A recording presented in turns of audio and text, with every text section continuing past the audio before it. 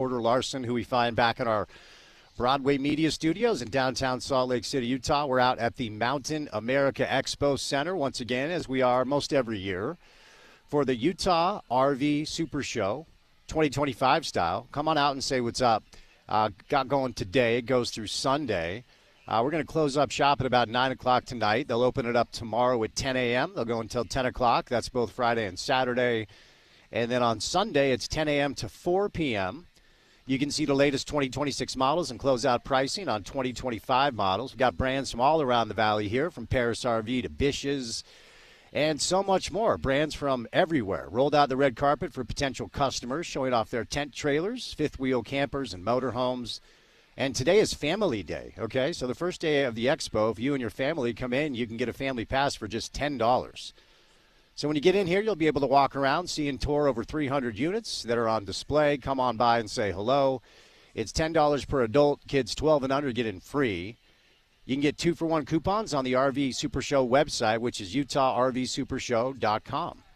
But today only, Family Day, so it's $10 for the entire family. They've got food. They've got beers if you want a beer. If you're not a drinker, they got plenty of soda, water, whatever you need, and obviously a bunch of RVs that are on sale from 2025 and their brand new 2026 models. We'd love to meet you. Come on by and say what's up on a Thursday edition of the program. Week 2 of the NFL gets rolling tonight. Don't forget, we are your home of NFL football in the market. The biggest and best football games in Salt Lake City and the surrounding area here on ESPN 700. It'll be a 6:15 kick time. You can see it on Amazon Prime. The Washington Commanders and the Green Bay Packers from the hallowed field of in Lambeau in Green Bay. Green Bay is a 3.5-point favorite. That line has moved a couple of different times in the direction of the Packers. But two really, really good football teams will get your Week 2 started in the world of pro football.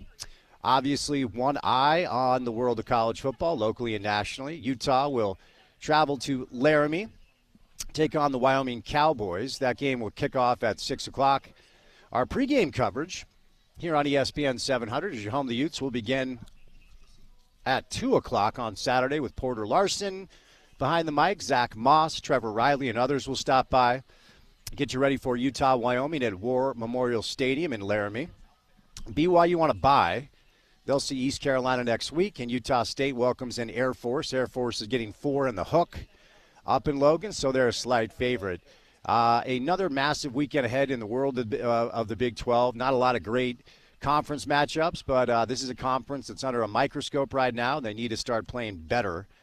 Certainly, if you want to get more than one team in the CFP, which already feels kind of impossible. But we'll get to all the college football storylines on the program today with a good guest list. Utah Mammoth welcome in their rookies for camp out of the new facility in Sandy. And I'll tell you what, Ryan and Ashley Smith and the SEG group deserve a lot of credit. That ground was broken 13 months ago, and it looks awesome. Bill Armstrong, the Utah Mammoth GM, he actually already addressed the media today. You can find some of that sound up on the Mammoth website if you are looking to get some more information about the hockey team this year.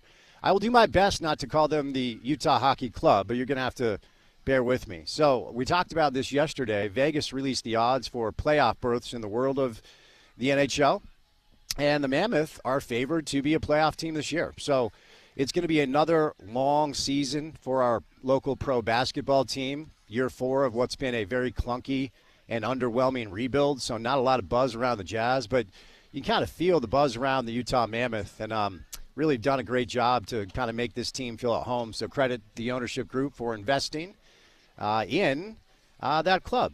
So we'll get to the latest storylines in that direction on the program today. RSL is back in action coming up on Saturday after a 3-week break. RSL is back at it against Sporting Kansas City. We are going to talk a little RSL today. They have inked their goalkeeper to a contract extension. Rafa Cabral will be sticking around for a while after a really good year 1 here with the Utah Mammoth in Salt Lake City. All right. Our first guest today will be Sam Bruckhaus. Sam will stop by to talk a little football in the program. Move over to Kurt Schmitz to talk a little RSL. We'll get Kurt's take on the latest with RSL, namely the announcement that Rafa Cabral has been extended And then what has this 3-week break been like to ingratiate some of the new pieces and players, namely Rowan Cruz and Victor Olatunji. More football with Max Chadwick today. Kyle Bonagura, our consistent guest from ESPN who covers college football and a little soccer. We'll get with Kyle today. Then, as we are wont to do on a Thursday, we'll bring in our friends from Handy and Handy for a little sports court. So Sam Bruckhouse, Kurt Schmidt, Max Chadwick, Kyle Bonagura, a little sports court on a Thursday. Me, Spence Checketts, live today at the Utah RV Super Show. Come on by and say hi at the Mountain America Expo Center. And we'll call it about, 15 miles northwest is where we find the producer of this program. He is Porter Larson on a Thursday afternoon. Happy Thursday, young man. How are you? Happy Thursday to you, Spencer. I'm doing well. I'm wishing I were looking at a bunch of fancy RVs right now, but back at the studio holding things down. There you go. So our first guest today will be Sam Bruckhouse. But before we get to Sam, courtesy of our good friends, your good friends too at Prize Picks on a Thursday afternoon, it's time now for your opening tip. Welcome to The Drive with Spence Checketts on Utah's #1 sports talk. Now into the studios of ESPN 700 to set the scene for the show. The opening tip of The Drive is brought to you by Prize Picks. Use the code ESPN700 and run your game with Prize Picks. Download that Prize Picks app today. Use the promo code ESPN700. They're going to hook you up with $50 when you play that first $5 lineup. You do not even have to win your lineup. They're just going to hook you up with $50. They're giving you a max discount this week, which is Travis Kelce, 0.5 passing yards. It is a Super Bowl rematch between the Eagles and the Chiefs. If Travis Kelce catches one pass, you win with our good friends at Prize Picks. So download that Prize Picks app today. Use the promo code ESPN700, and they're going to hook you up with $50. Prize Picks, where it's good to be right. All right, we don't normally do this, but I have some sympathy for this young lady sitting to my right who was told to come here for an interview, so I'm not going to make her wait for another 10 minutes. Adele, how are you? I'm good. How are you? I'm well. Thank you for stopping by. So sales outfitter for Bish's RV, yeah? Yes, that is me. Okay, very nice. Well, thank you for stopping by. Come out here every year. I'm blown away whenever I see new models. So tell our listeners what you guys have going on, just broad strokes at Bish's. Yeah, so of course, obviously, we're down here this weekend at the RV show, and Bish's is pretty unique. We've got a lot of stuff that other people don't, and a lot of really, really great inventory. We've got so many unique units. Come on down to see them. We've got toy haulers, fifth wheel toy haulers, travel trailers, really anything that you're looking for, we have. You have 2025 models and new 2026 models, yeah? We do. And today is Family Day? It sure is. Bring everybody down. Okay. We're here to have fun with everyone, and really you just want to make memories with the whole family, right? For sure. And this seems like an excellent way. I've been in an RV. I do not own one. I have family members that are RV folk.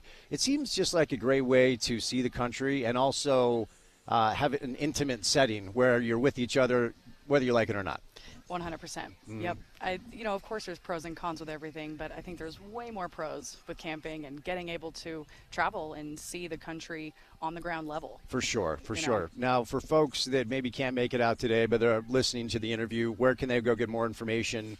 Website, what have you, before they come maybe for the weekend? Yeah, absolutely. Bish's.com. We have locations in North Salt Lake and American Fork, so we're covering the majority of the main Salt Lake area. Bish's.com, where you can just come on down. You can also check us out on our Facebook page. We've got pages for both locations. So very nice. Adele, very nice to meet you. Hey, thank you so much. Thanks for stopping by. That's our friend Adele, sales outfitter for Bish's RV here at the Mountain America Expo Center. 9575 State Street here in Sandy. We're going to go until 9 o'clock tonight, open back up tomorrow at 10 a.m. and go to 10 p.m. That's both Friday and Saturday. And then on Sunday, 10 a.m. to 4 p.m. here at the Mountain America Expo Center for the Utah RV Super Show 2025 style. All right, let's dig into a couple of the storylines for the weekend ahead in both pro and college football. Week 2 of the NFL gets going tonight. It is the Washington Commanders and the Green Bay Packers live at the hallowed ground of Lambeau Field in Green Bay, Wisconsin, where the Packers are getting 3 in the hook. Jordan Love and the Packers, a 3.5-point favorite over the Commanders. So your Week 2 in pro football gets going tonight. And don't forget, we are your home of both college and pro football here in the market, the biggest and best games here on ESPN 700. All right, University of Utah football program will be in Laramie coming up this weekend for the Porter Larson Bowl. And don't forget, kickoff will be at 6 o'clock, but our pregame coverage will begin for you on the station at 2. So 4 hours of pregame coverage. with Porter, Trevor Riley, Zach Moss, and the like. And then we'll throw it over to Riles, obviously Sly and Scott for the kickoff live from Laramie. And, I've been thinking about this over the past couple of days. Laramie obviously is a tricky place to play for a lot of schools. Wyoming actually beat Texas Tech in Laramie. Now, that was a different Texas Tech program. They obviously have Cody Campbell's bankroll now. But also Texas not too long ago went into Laramie and really had to turn it on in the second half to get the win. I don't feel like this is going to be an anxious day for Ute fans. Ute fans have had 2 straight weekends of anxiety-free watching, of course, with what Utah's done so far. Utah remains very healthy favorite, 22.5 points at last check with a betting line. And I do feel like this is going to feel a lot like it has over the past couple of weeks. I don't have a lot of anxiety for this game. I don't think you should either as Ute fans. A couple of interesting things to watch for. Jaron Kump, Logan Fano held out of action last week. So ultimately, will we see some players held out this week based off a game that most people believe will be a bit of a blowout? Most teams go up to Laramie and struggle with that elevation, 7,000 feet. So it's higher than where we're at in Salt Lake. I don't perceive that to be an issue for Utah based off of our geographic location. But Sharif Shah, during his sound availability this week, actually pontificated on the difficulty of the elevation in Laramie. So we'll see what happens. But ultimately, I think Utah – and it was interesting catching up with Wyoming's play-by-play voice. He lauded the depth of the program, juxtaposed to maybe depths in past and prior iterations of this team. And you're going to need it when it comes to the elevation and how that can take it out of you.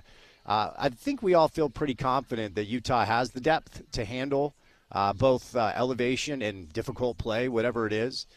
So we'll see how long the starters have. I am going to kind of color the context of this game with my belief that Utah should roll and that I don't think it's going to be close based off of what we've seen so far.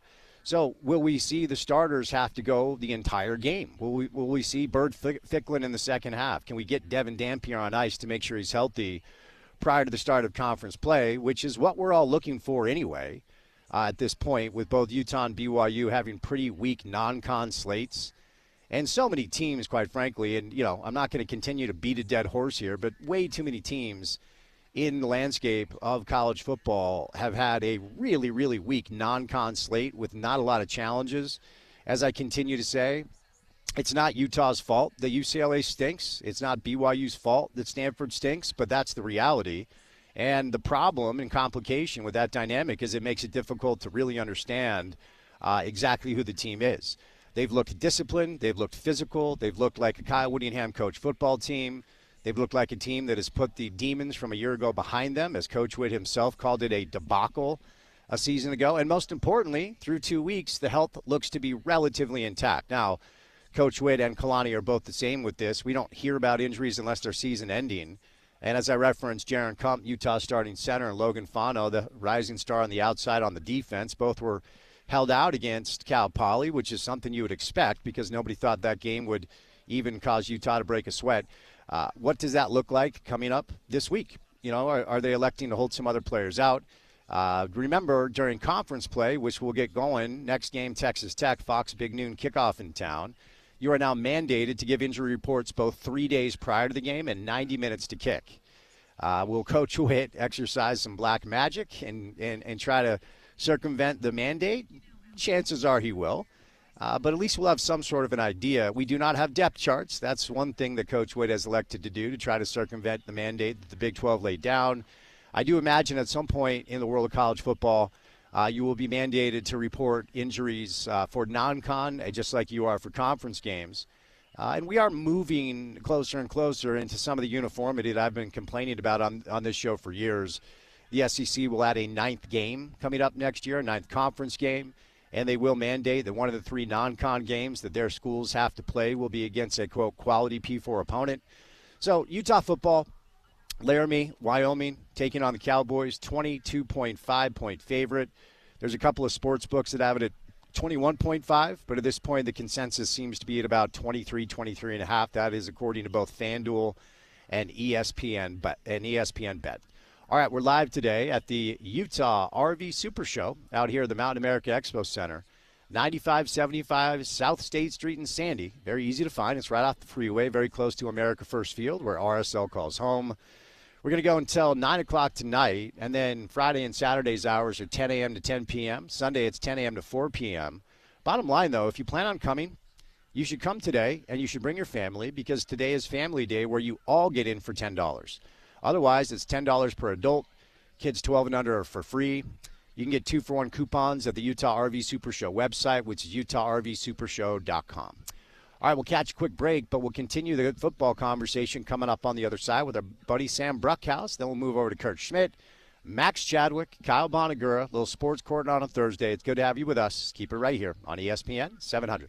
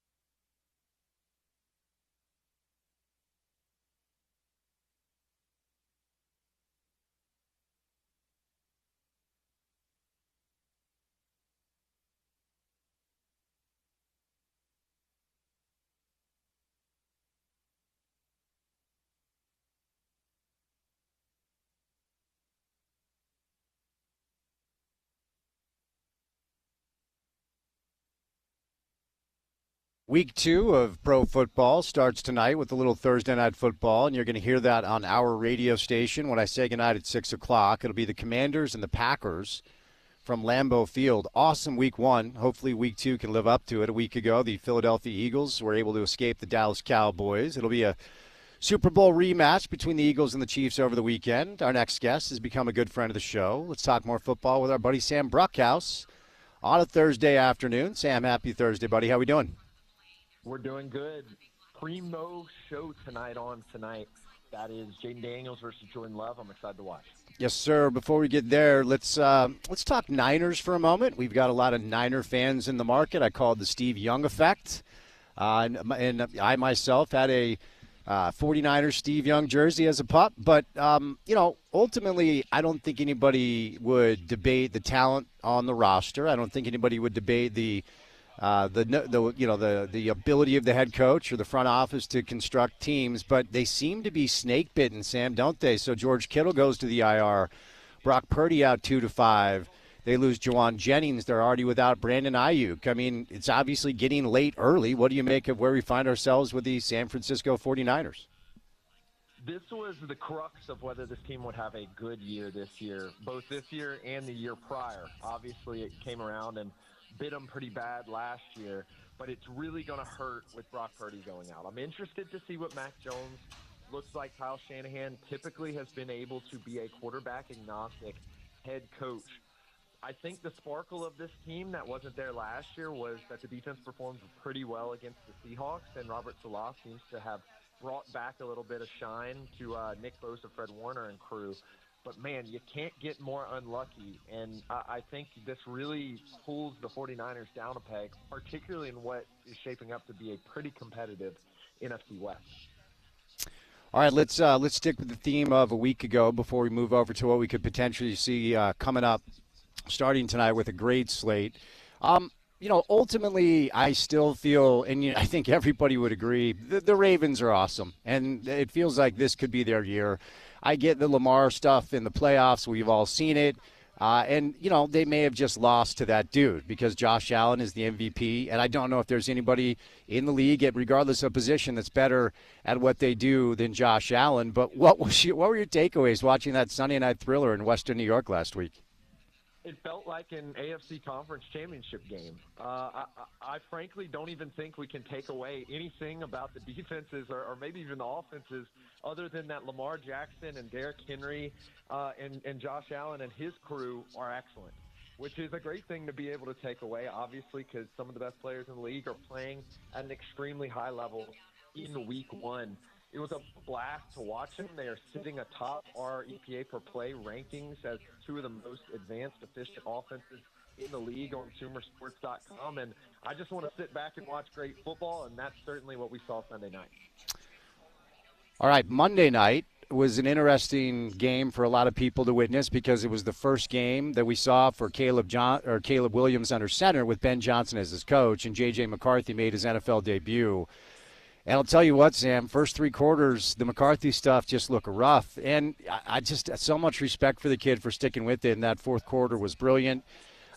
I'm not really buying into the whole, okay, let's write the book on Caleb Williams at this point, but game 1 of season 2 looked a lot like the entire rookie season where there's just a lot of inconsistencies. But the Vikings get the win in Chicago. How'd you digest that one?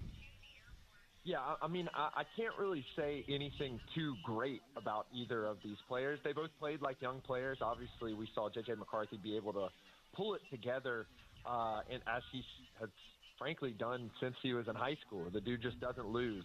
I have some real concerns about Caleb Williams, though. People were very excited about the 10-for-10 start. We're excited about how he was operating on the field. I was not super happy about how he was operating in the offense. Ben Johnson, year over year, the now head coach of the Chicago Bears, former offense coordinator of the Detroit Lions, has been a bread and butter under center play action guy. And frankly, we saw Jared Goff get traded to the Lions because he could not operate in that system. But he turned Jared Goff into perhaps the best passer when it comes to under center play action. And everyone expected for him to do the same with Caleb. I did not see Caleb operate with the same amount of discipline or middle-of-the-field accuracy that we saw from Jared Goff. That's a thing to keep an eye on. If he's unable to do that, I'd kind of be worried about Bajent potentially coming in mid-season. So Jackson Dart played his high school ball just about 10 miles from where I'm broadcasting. And, you know, the Giants obviously could not move the ball at all against the Commanders. We'll see the Commanders tonight. And Brian Daboll, Sam, I mean, there's some pressure on him. It's not just New York. It's just the fact that it hasn't looked great after a pretty promising start. Like, I always use the term, it's getting late early, and it is only one game. But how long do you think New York waits before young Jackson Dart's under center for them? Yeah, it can't get much worse. They're sitting at 28th in the league in expected points added per play. You definitely want to perform better, especially against a division opponent like the Commanders who they face. I think you got to give Russ a little bit more time. I'm interested to see if they would go immediately to Jackson Dart instead of Jameis Winston. I expected and had heard that the plan was to basically try to pull the Mahomes off with Jackson Dart. But at some point, particularly when Brian Daboll has talked time and time again about how Dart is his guy and they have this great relationship and so forth and so on, you have to give him the keys to the car. The question I have is, how can you do that with the quality of this offensive line? I mean, it just looked putrid last week. You had Russ getting hit. There was all kinds of things that were going wrong. And I just don't think you can put a rookie quarterback. So I actually wouldn't be surprised if we see Jameis Winston first prior to seeing Jackson Dart. As a Jets fan, I was queasy watching Aaron Rodgers learn how to play quarterback again in MetLife wearing another jersey. I will say this. I thought the Jets' offense looked pretty good. There's some juice there that I didn't think we were going to see. Justin Fields, a bit of a lightning rod as far as where you fall on him. And tip of the cap to Aaron Rodgers, as much as I cannot stand him. Steelers roll into New Jersey and get a win over my Jets. Sam, what do you think? Man, I was so excited to see the Jets. We talked about how we didn't really see the Ben Johnson Lions DNA come through with Caleb Williams. Well, the guy they let go to draft Caleb Williams, it's like he was incarnate of the Lions DNA. They were running extremely hard. They were extremely physical on offense. Moreover, he showed he could sling the ball over the middle of the field. He was our second best graded player in our passing Sumer score, which looks every tenth of a second at the performance of players and evaluates them in a vacuum. And you just got to believe that Tanner Engstrand was very happy with the way his offense performs. You got to get that defense in line. Basically, the MO of basically what happened for the Steelers was they ran a ton of under center play action. They were able to complete some deep passes, kind of got lucky at the end. In the aggregate, it really doesn't look all that great for them. And I think we're seeing something similar to that we saw with Russell Wilson in a Steelers uniform last year, where they may win a couple games but fall off late. They really performed about average in terms of all the efficiency metrics. I think a couple of things went their way. The Jets defense wasn't 100% there yet. And I think the Steelers are a closer team to keep an eye on. And Aaron Rodgers may have had a ton of touchdowns, but he really didn't do that well on a snap-by-snap basis. I want to keep a close eye on that. I have a much better green light for your Jets rather than the Steelers right now. Love hearing that, Sam. Love hearing that. You know, oftentimes, and I'm certainly not the only media member that's drawn this parallel, but when Patrick Mahomes started, you know, becoming peak Patrick Mahomes, and we saw that magic week in and week out, it really felt like the NFL equivalent to Steph Curry and the Golden State Warriors. And every dynasty comes to an end. The Warriors, you know, they randomly won a championship a couple of years ago after a lot of people had written them off, but it does feel like we're in the fall/winter of the Stephen Curry experience. I'm not trying to panic if you're a Chiefs fan after 1 week, and the Chargers might be really good, but is there maybe a sense that this dominant run from the Kansas City Chiefs might be coming to an end? If there's any panic, I don't think it should be on the offensive side of the ball. They actually sit as the sixth most efficient offense right now. And Patrick Mahomes, quite frankly, had one of the best games we've ever seen in terms of his second half play in Brazil. I think you got to tip your cap to the Chargers on this one. The Chargers last year ran a pretty conservative offense despite having Justin Herbert, who I think solidified himself as an MVP candidate in week one against the Chiefs. They have kind of changed the priority of their offense. Last week, it looked like Justin Herbert had a lot more freedom, the keys to the car to do what he wanted. And when we saw Quentin Johnston progress, who has struggled with drops for a long time, but last year in particular, his route running score started to look a little bit better for us. And I kind of projected him as a breakout candidate if he could just hold on to the ball. He was able to do that in Brazil. That led to big gains in the opening up for Keenan Allen, Ladd McConkey, who we know have been good last season and season over season for Keenan. And I think this just shows that the Chargers offense may be something that we believe in a little bit more than we had in the past, rather than a negative reflection on the Chiefs. I think those two teams both have a chance to win solidly above 10-plus games. Any concern at all with the Bengals offense against the Browns? I mean, the Browns clearly were, doing everything they could to take Jamar out of it. And Burrow, I thought, just made sound decisions. But 17-16, they were able to squeak out the win. I don't think the Browns are very good. And as you and I talked about not too long ago, the Bengals over the past few years have simply just been an average defense away from being a contender. And they get a win early, which has been their Achilles heel over the past few years, as you know. But takeaways from Cincy's win in Cleveland. Yeah, I think this is the first time we can ever say that the Bengals are in the top 8 of any defensive statistic in the last 2 years. The defense did look a little bit there. I think that's more of a reflection on the Browns. But I just want to highlight how excellent that Browns defense was. Myles Garrett showed why for a very brief period of time he was the highest paid player in the league, and now is the second highest paid player in the league after Micah Parsons. He showed why. And then that opened up stuff on the other side. Isaiah McGuire, the other defensive end, did extremely well in his first game.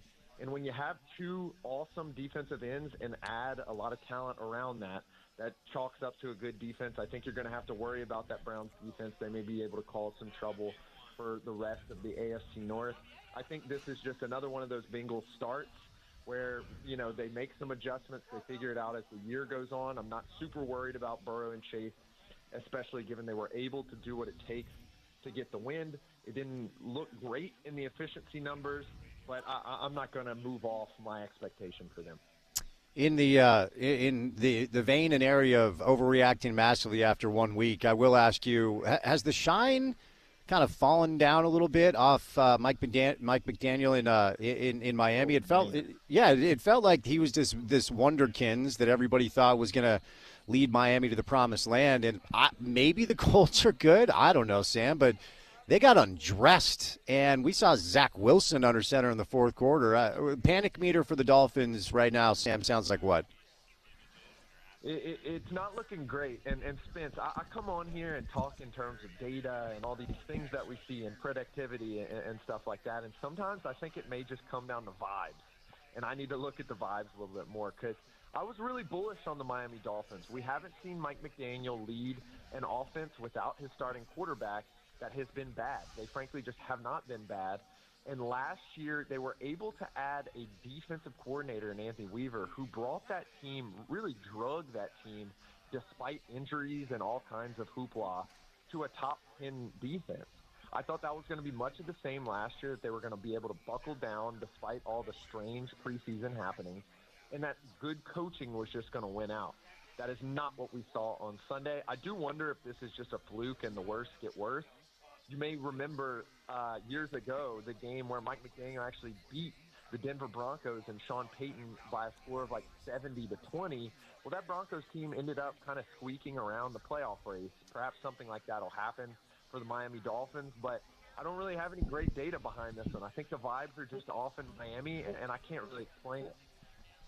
A week ago tonight, before we move over into the Week 2 slate, I think most people figured Philly would run away from Dallas, and obviously Jalen Carter getting kicked out 6 seconds into the game is going to hurt you. Probably the best defensive player on that team and one of the best defensive players in the league.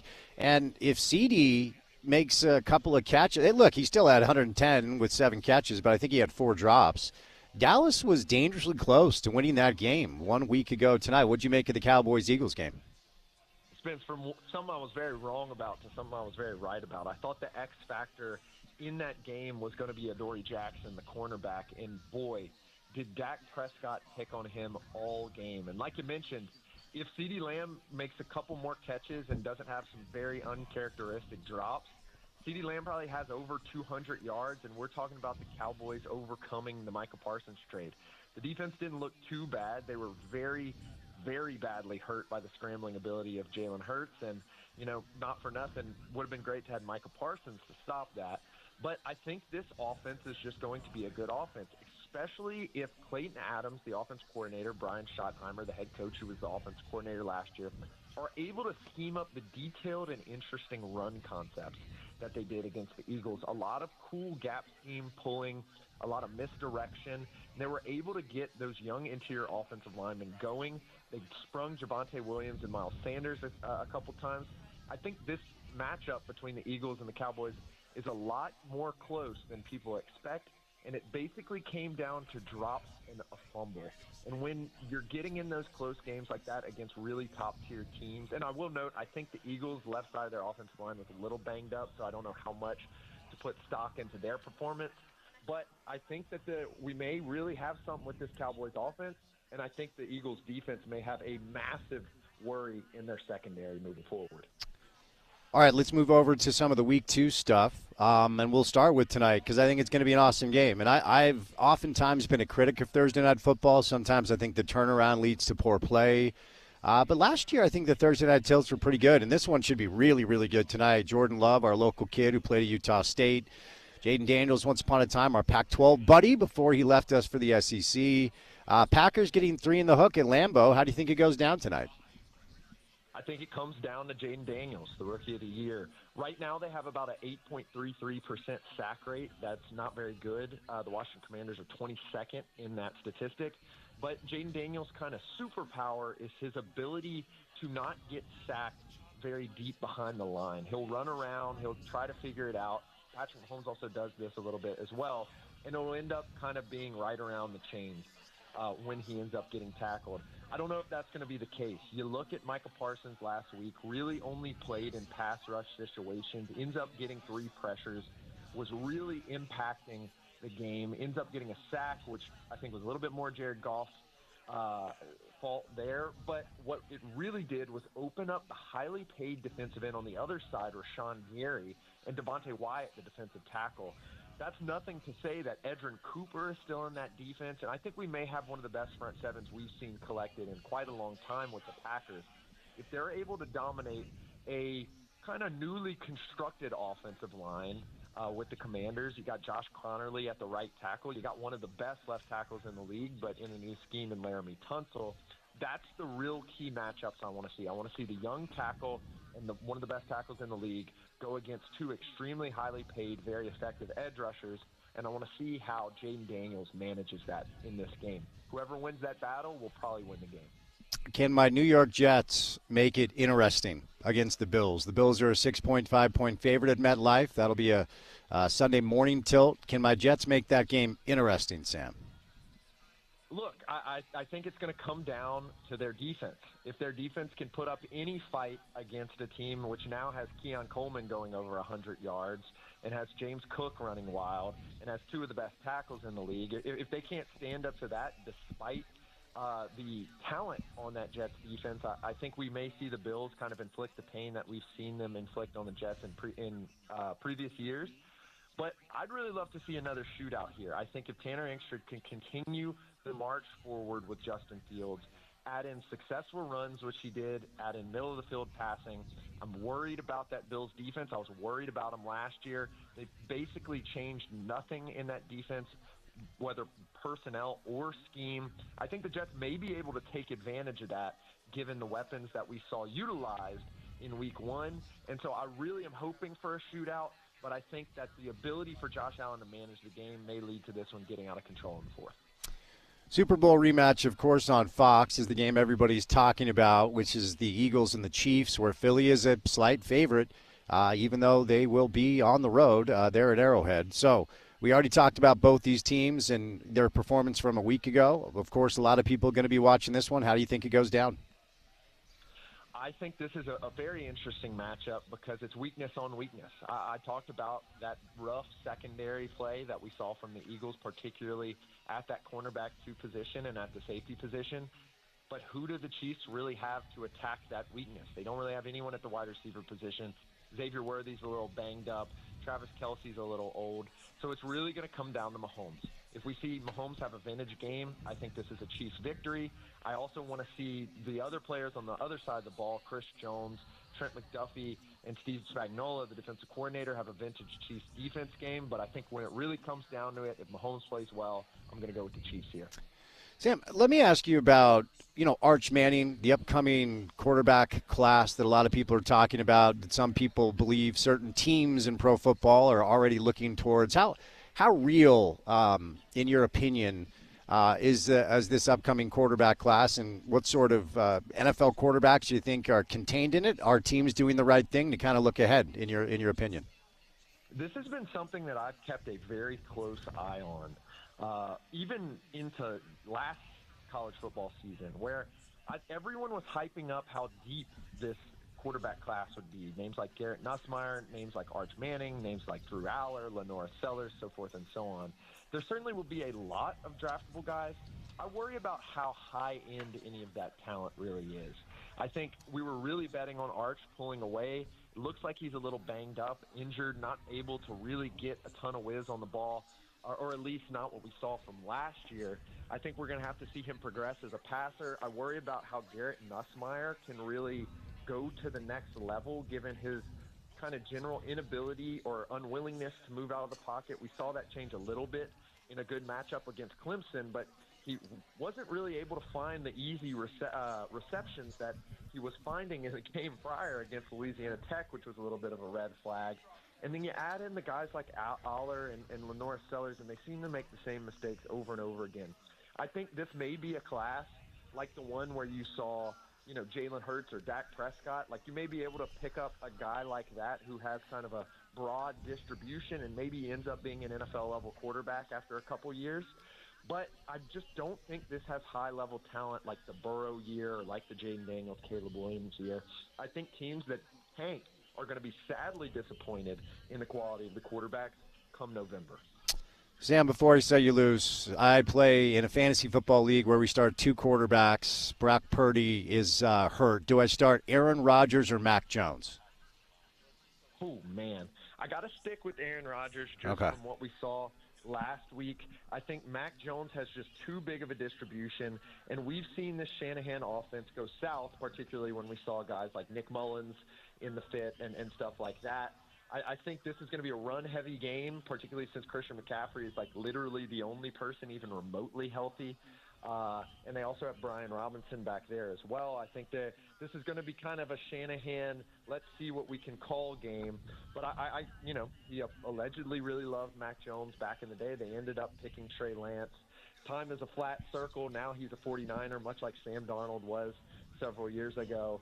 So I think it's a tough ask, but I think I'd stick with Aaron Rodgers. But if you can get a running quarterback somehow, Spence, I'd try to do that. Yeah, Jaden's my QB1, so I'm good there, Sam. I appreciate the advice. I need to win. Before I set you loose, where can people go get your work? Go check us out, SumerSports.com or the Sumer Sports Show on YouTube. We'd love if you could subscribe on YouTube. We're putting together a really good product. Our producers are really locked in. You can watch some film. There's great data, and we're also sharing some proprietary data on there as well. Thank you, my friend. Enjoy the games, okay? Yes, sir. All right, Sam Bruckhouse, Sumer Sports, and my assistant fantasy football coach. Appreciate his time today. We are live today at the Mountain America Expo Center, which is 9575 State Street. Come on by and say hi. And my friend Adele stops by once again, sales outfitter for Bish's RV. Are you a fantasy football player? Oh, I used to be. You used to be? I know. I need to join back in. Are you a sports fan? A little bit. I'm getting there. My boyfriend's helping me. Okay. So. Does he have an NFL team? I believe he is the Steelers. Steelers. Okay. Well, they beat my Jets last week, so we'll keep that aside. All right, Adele. Bish's RV. What makes you guys different from your competitors? Why should folks look at your products? Yeah, well, a couple different reasons. We have no hidden fees. We're not going to charge you to prep the unit or anything crazy like that. It's very straightforward. We also have a 72-hour guarantee. So if you were to buy the RV and let's say for some reason it doesn't work out, you have 72 hours to decide, if that's right for you.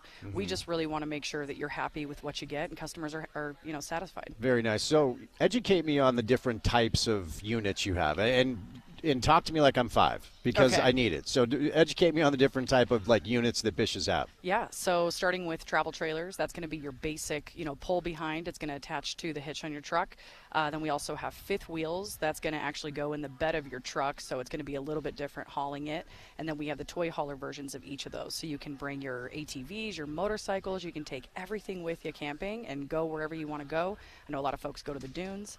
And besides that, there's a couple different styles, of travel trailers and of fifth wheels and stuff like that. But those are going to be the main 2 types. And then, of course, we also have drivables. So we've got the big, giant bus-looking Class A's and the Class C's, with the bed over the cab. So we've got quite the selection. Okay, Yeah. so from one end to the other end of the spectrum, you've got all of it. Yeah, Okay. I would say so. And for folks that maybe are a little bit wary of an RV experience, what makes the RV experience just a great way to see the state, see the country? What are the best things about it? Yeah, the best thing is really the people and getting to know the land and getting to experience different cultures and things like that. And also with us, we do provide you with our RV Fix membership. So with that, it's like basically having a mobile tech in your pocket. So you can call these guys over the phone and they can help you fix your RV over the phone. Nice. So it keeps you out, keeps you camping. So way less time in the service shop. For folks that can't make it to the show, let's hear about your other locations where they can find you. Yeah, so we actually have 24 across the country. So we are national, 2 here in Utah. We've got quite a few in Idaho, Wyoming, Montana, mostly on the West Coast, but a couple on the East Coast as well, like Michigan, Indiana. Very nice. Well, look, great to meet you. Hey, You're thanks very so good at this much. radio thing. You Oh, should I look at it appreciate if this it. doesn't work out. Thanks, Adele. All right, we're live today out here at the Mountain America Expo Center, which is 9575 South State Street. We will go until 9 o'clock tonight, and then they reopen tomorrow at 10 a.m., and they'll go to 10 p.m. tomorrow and Saturday. Sunday, it's 10 a.m. to 4 p.m. But today, it's Family Day, okay? You need to know that because you can get your entire family in for only $10. Otherwise, it's $10 per adult, and kids 12 and under get in free. But today, $10 gets everybody in. You can also go find 2-for-1 coupons at the Utah RV Super Show website, which is UtahRVSupershow.com. Sam Bruckhouse today joins us, courtesy of our good friends at IFA Country Stores. With IFA, step 4 fall and winter lawn food, you'll get stronger roots now and an early green up next spring. It's the ultimate lawn owner power move. More can be found at your local IFA or at ifa.coop. All right, we got 1 hour in the books. We've got 3 hours to go. Coming up on the other side, we will take a bit of a break from the football conversation and do a little soccer. Kurt Schmidt will join us, RSL, with an announcement today about a player they've extended and signed to a deal. We'll also preview the match against Sporting KC coming up on Saturday. We got Max Chadwick for more football, Kyle Bonagura for some Utes and some Big 12. We'll do a little sports court later on. We'll say goodnight at 6 o'clock and send you over to coverage of Thursday Night Football between the Commanders and the Packers live at Lambeau Field. Busy Thursday show. Good to have you with us right here on ESPN 700.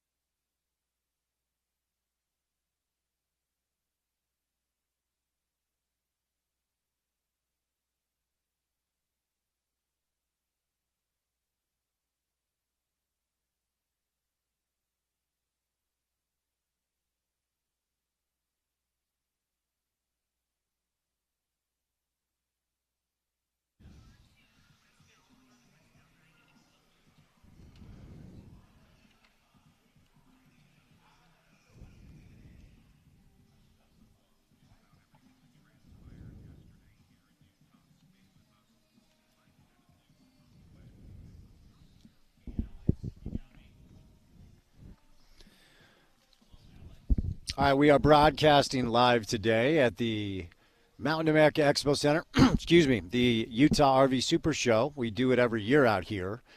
We are very close to America First Field, where RSL calls home. Speaking of RSL, it's time to take a little bit of a break from the football conversation to talk some soccer. Kurt Schmidt, our guy, chief roster constructor for the club, stops by on a Thursday. Kurt, happy Thursday, man. How we doing? Good. How are you? I'm good. So, since you guys last played a match, did you write a book? Did you travel the world? Did you go see family across? Like, what is it? What is it with this break, man? It feels like such a weird break, late summer, early fall. I can't even remember last time you guys played a game. Yeah, it's a long one, and the biggest culprit, because we didn't have a game scheduled for the international break this past weekend, so the biggest culprit was Seattle, the Seattle game getting moved for Leagues Cup. But it's been good to get, I think, to give the coaches and the players time to refocus and work on a few things that that we needed to sharpen up. So what are those boxes, Kurt, you guys wanted checked? We had Pablo on last week. Got up with Johnny Russell yesterday, so that was fun. And, we talked about the dynamic of it being a little bit of a mini, training camp because, of course, you brought in three additions during the transfer window in Olatunji and Cruz and then DeAndre Yedlin as well. So during this window, it can be looked at as a couple of different ways. One way is what a weird time to take this long break, and the other way is, okay, let's utilize the time to get these guys ingratiated so they understand what we're asking from them. So what sort of boxes have you guys checked over the past 3 weeks? Yeah, some of it, you touched on it with some of the new guys, getting them more time together in training and just getting that familiarity going so that they play well off each other. I think that's been very important. I know Pablo's been working with the guys on some scenarios and situations, drilling down on the details of how to approach different phases, different moments in the game. For sure working and taking a look at what some different shapes look like and how some guys might look in different spots. And then, of course, just drilling down on set pieces with a big gap between games. There's some good work to be done in that way as well. So, some news today, Kurt. Well-extended contract extension for Rafa Cabral, who has just been dynamite, and that's only what I see when it comes to matches. And I understand that off the pitch, you guys have really appreciated what he's brought to your locker room. So, tell us about this process, what it's been like for you to kind of witness your decision to bring him in, manifest great things, and the conversations you guys had that ultimately end with him signing a contract extension.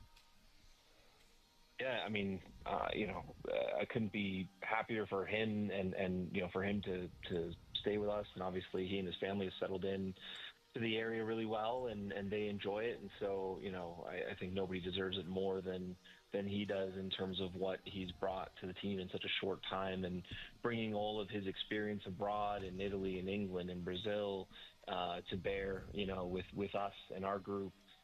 Obviously on the field, which everybody sees, they see the saves he makes, his ability to help us in possession and build out of the back and all these things, which, is a huge boost to the group, but also what he adds in his maturity and calmness in the locker room. We do have a very young team. He's obviously not young. He's very experienced, and he's grown in his maturity, and, he helps us in the locker room. He helps us manage the pressures and those sorts of things. And those are difficult things to bring to a new team instantaneously, right? Like you can't kind of step into a new group on day one and just be like, hey, everyone listen to me now, So he's also approached things very respectfully in that way, and he's taken the right path and he's grown on everyone, and now I think he's commanded the respect with his performances and how he carries himself of all the players and all the staff.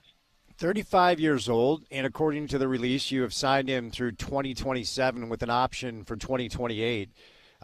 Most positions, that feels really, really old. When it comes to keepers, I suppose a lot of great keepers age pretty well. Is that fair to say?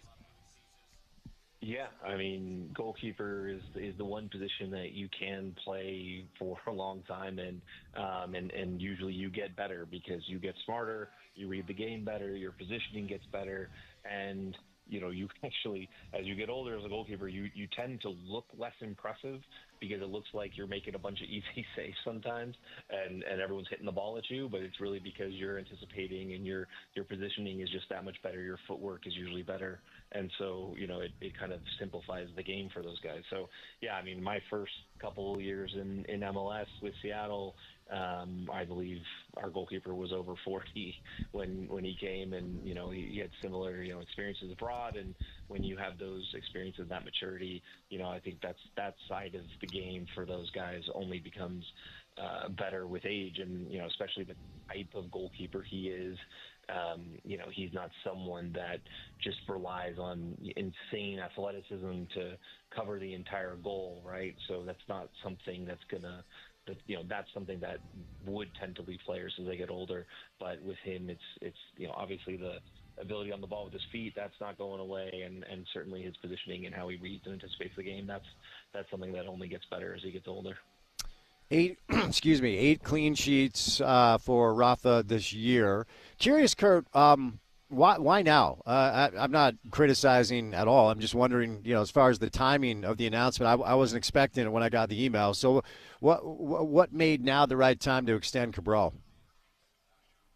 I think it's a reward for obviously what he's done, and he's a guy that has a body of work behind him, and so this is who he is, right? This isn't a young player who's had a good month, and and it's too anticipatory, but I think he's someone that's come in and was willing to come in at a level and with the group to sort of prove himself again, right? Which is another mark in his favor in terms of his character, is he was willing to come in and humble himself and say, look, I'll come in, I'll show you guys what I can do, and he did that. And so I think it's important as we head into the stretch run here and then into the off season and for 26 that we have a key player in a key position locked up, that we've shown him, the fans, and the rest of the locker room, honestly, that when you come in and do those right things, the club, recognizes those things and makes that commitment to players that come in and do the right things.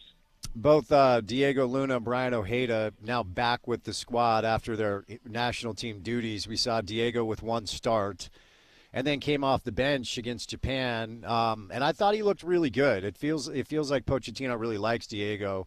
Talked to Johnny Russell, as I referenced earlier, and he said one of the reasons that he wanted to sign here was to play with Diego, and we still really need to see Diego with Cruz and Olatunji so we can kind of see what that looks like. So to give us some returns as far as, Diego back on the ground and hopefully seeing him integrated with the other additions you made during the summer transfer window. Yeah, I mean, it's just about growing that familiarity and how they play with each other. And, Diego, when he has the ball, knowing the types of runs that Olatunji and Ruan will make without really, looking and seeing it, just having that familiarity, Ruan knowing that Diego can get him the ball, Victor knowing that Diego can get him the ball in dangerous positions, so as they get that familiarity going, they understand what spaces in the field they like to play in, what type of runs each of them like to make. I'm looking forward to that. I think everyone should be, because once they start clicking like that, it's going to be very dangerous. So when you consider the players you have in the attack, I mean, we haven't even talked about Diogo. Does it feel like, and look, I know it's Pablo's choice, okay? I know that it's his choice as far as what the 11 looks like, but does it feel like you guys are close to a consensus as far as what your best group is up top, at least what you would like to see with the players who start to kind of maximize your ability in the attack? Because, Kurt, I mean, if we're honest, just it's been the inability to score goals that has kind of caught you guys. You've been stout defensively with Rafa having such a great year, but we got to find the back of the net. Do you feel like you guys are close to a consensus group you want near the top of the attack? I mean, look, honestly, because of what you just said, that we've been light on goals, and that's the job up there. I can't say yes to that, right? Mm-hmm. Because until there's a player or a person or two people or a group of people that are showing that they can produce together, I can't say that X, Y, or Z position is settled. The competition is there, and guys have to perform to keep their jobs and their spots. we obviously brought in 2 guys in the winter that we think, or in the summer, that we think can help us score goals and will help us score goals. But, I can't sit here and say, yeah, Spence, we've settled what that attacking group looks like before they've really, shown that they will produce at the level that we need them to. So we still need that to gel and come together and show itself in reality before we can say stuff like that. Tell me, Kurt, from your perspective, what you saw that caused that nice little streak you guys had to come back down to earth a little bit. It feels like it's been a combination, unfortunately, of bad luck, as we've spoken to you and Pablo and Jason about, and others, with some tough calls going against you and also some bad form at the wrong time. But you guys really had it ticking for a minute there, and then it kind of came back. I know that's just the biorhythm of a season, but any thoughts on specifically what seemed to happen as the form combined with the bad luck led to some lack of results? Look, I think MLS can be a bit of a streaky league at times because of the parity that's driven, and there's not a ton always from a talent standpoint separating, each team on any given day. So it can be a streaky league where a team will, and I think some, maybe it was New England, I think went 10 games unbeaten and 10 games winless, back-to-back streaks. So it can be a league like that, and things can happen. And I think you noted some of the calls, and certainly, not that it's anything is purely the fault of the referees, but there were some calls in there that were very dubious, to say the least, and it certainly affected some results. And look, momentum is a real thing.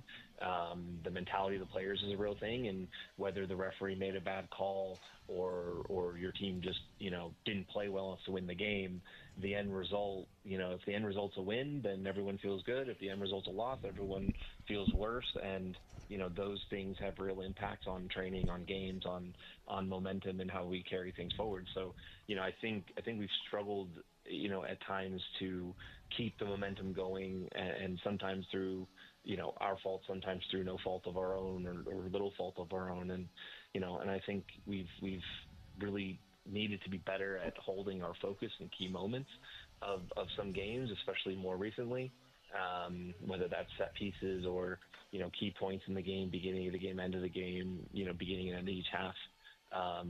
So I think there's been some mental focus, I guess, issues there at some point as well. The art of talent evaluation in professional sports has always fascinated me. I did it on the pro basketball level for a couple of years, and you get a lot right, you get a lot wrong, but you do the best to analyze, and then you make the decision, and you see what happens. And since you and I last spoke, Kurt, you have loaned Dom Markzuk to Cincinnati. And to me, I'll just speak for myself, it was a reminder of how little I know about the sport, because the first few matches after you acquired him last year, I thought you had some juice with him. And there were moments of, quite frankly, brilliance, honestly. Why do you think it didn't work out with Dom as he has moved on to Cincinnati? Yeah, and look, Dom's on loan, and the future's not set in stone with him in terms of what he does on his loan, and what happens come January. But when we sign young players, and when you do sign young players, and you're a developmental club, whether those players come from the academy or from abroad, you need to realize what that entails. And obviously, youthful energy and exuberance, that's some of the positives maybe, but there's also negatives in terms of inconsistency and experience, maturity. And so, Dom's not alone. I think you're right in terms of what you said you saw last season. I think in preseason this year he was also phenomenal, and it's worth noting that we never know always what's going on inside a player's head, and what's going on in his personal life or at home or with his family, or anything that could obviously always affect what they're doing on the field, because all we see is them, on the field every weekend, and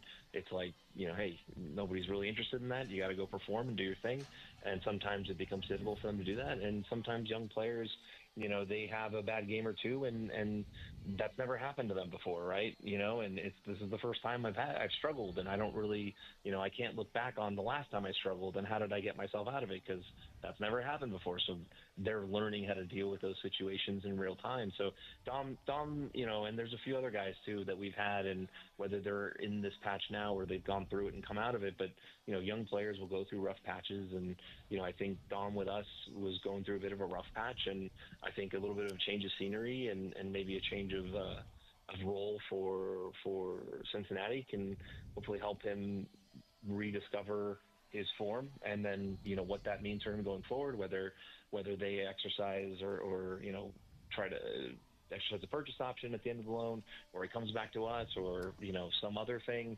That's all in the future and yet to be written. Is Gozo with you guys this weekend? The U20 World Cup is coming up, right? Kurt and Chile I don't even know. Is Gozo with you guys for the weekend, Tilt? Yes, he is with us this weekend. And then he will go with the U20s to the World Cup in Chile. Yes. He will go soon. Yeah. Okay. But okay. He's with us for the time being. Off the top of my head, I believe it's somewhere around a week and a half from now, if I can do math. So yeah, he's with us right now for the time being. He just got back from U20 camp over the window. He and Marco Zambrano, who's the other player we have at the U20s, did really well, and we're excited for both of them to hopefully represent the U.S. at the Youth World Cup. Does it feel like Diego is solidified? We're 9 months away, Kurt, from the World Cup. And like I said earlier, Pochettino seems to love Diego. And every time he's given a chance, I feel like he's one of the brighter players for the U.S. men's national team. Does it feel like he's locked in his spot for the World Cup? I mean, look, Pochettino does seem to like him and has shown a lot of faith in him, and that's great. And I hope it continues. And, it's up to Diego to keep doing the right things to make sure it continues, because that, the faith isn't that you're a good player and that's it. Don't worry about it. The faith is that you're going to continue to do the things that brought you to my attention, right? That's the faith that Pochettino has in him. And, as soon as if you're a player like Diego, as soon as you think like, oh yeah, I got this, that's when that slips through your fingers. So I wouldn't say anyone, especially the way things have gone for the national team lately, it's hard to say that anyone is a lock for anything right now, to be honest, because I think even though this window worked out, we're coming out of it on the positive, having beat Japan, but it's still something where they've got a lot to work through. To find the right group and the right mix of players, because it's not always the 11 or 20 best players in the country. It's about the best team, and so what is the right the best fit for individuals with each other that can help us be successful at the World Cup. And that's what Pochettino's doing right now. And the reality is, as much as you want to win every game, and fans, I'm a fan, right, and I'd love the U.S. to win every game, but if you're learning things, you're gonna go through struggles. You're gonna lose games. You don't learn as much when you win as when you lose. And hopefully Pochettino and his staff will learn some things and learn some lessons from those experiences that'll serve them well going forward. And there's going to be mistakes that won't be repeated come time for the World Cup. Last thing before I say you lose, Kurt. Here's some analysis. Saturday feels like a big game. There you go. You're welcome. Kansas City rolls into town. Hey, we could end the interview, but. What do you guys need to do? Every game is a big game. Yeah, I know. I think the cliche, I guess, would be that the playoffs start now for us. There you go. So how do you get 3 on Saturday against KC? We score goals, Spence. I know, man. You kind of hit the nail on the head before, but look, I think if our guys are clicking together, if the last couple of weeks have helped us gel, and become more familiar with each other, I know we'll create chances. I know we'll score goals. We've got to be locked in defensively, and I think more in those dead ball and critical moments of the game.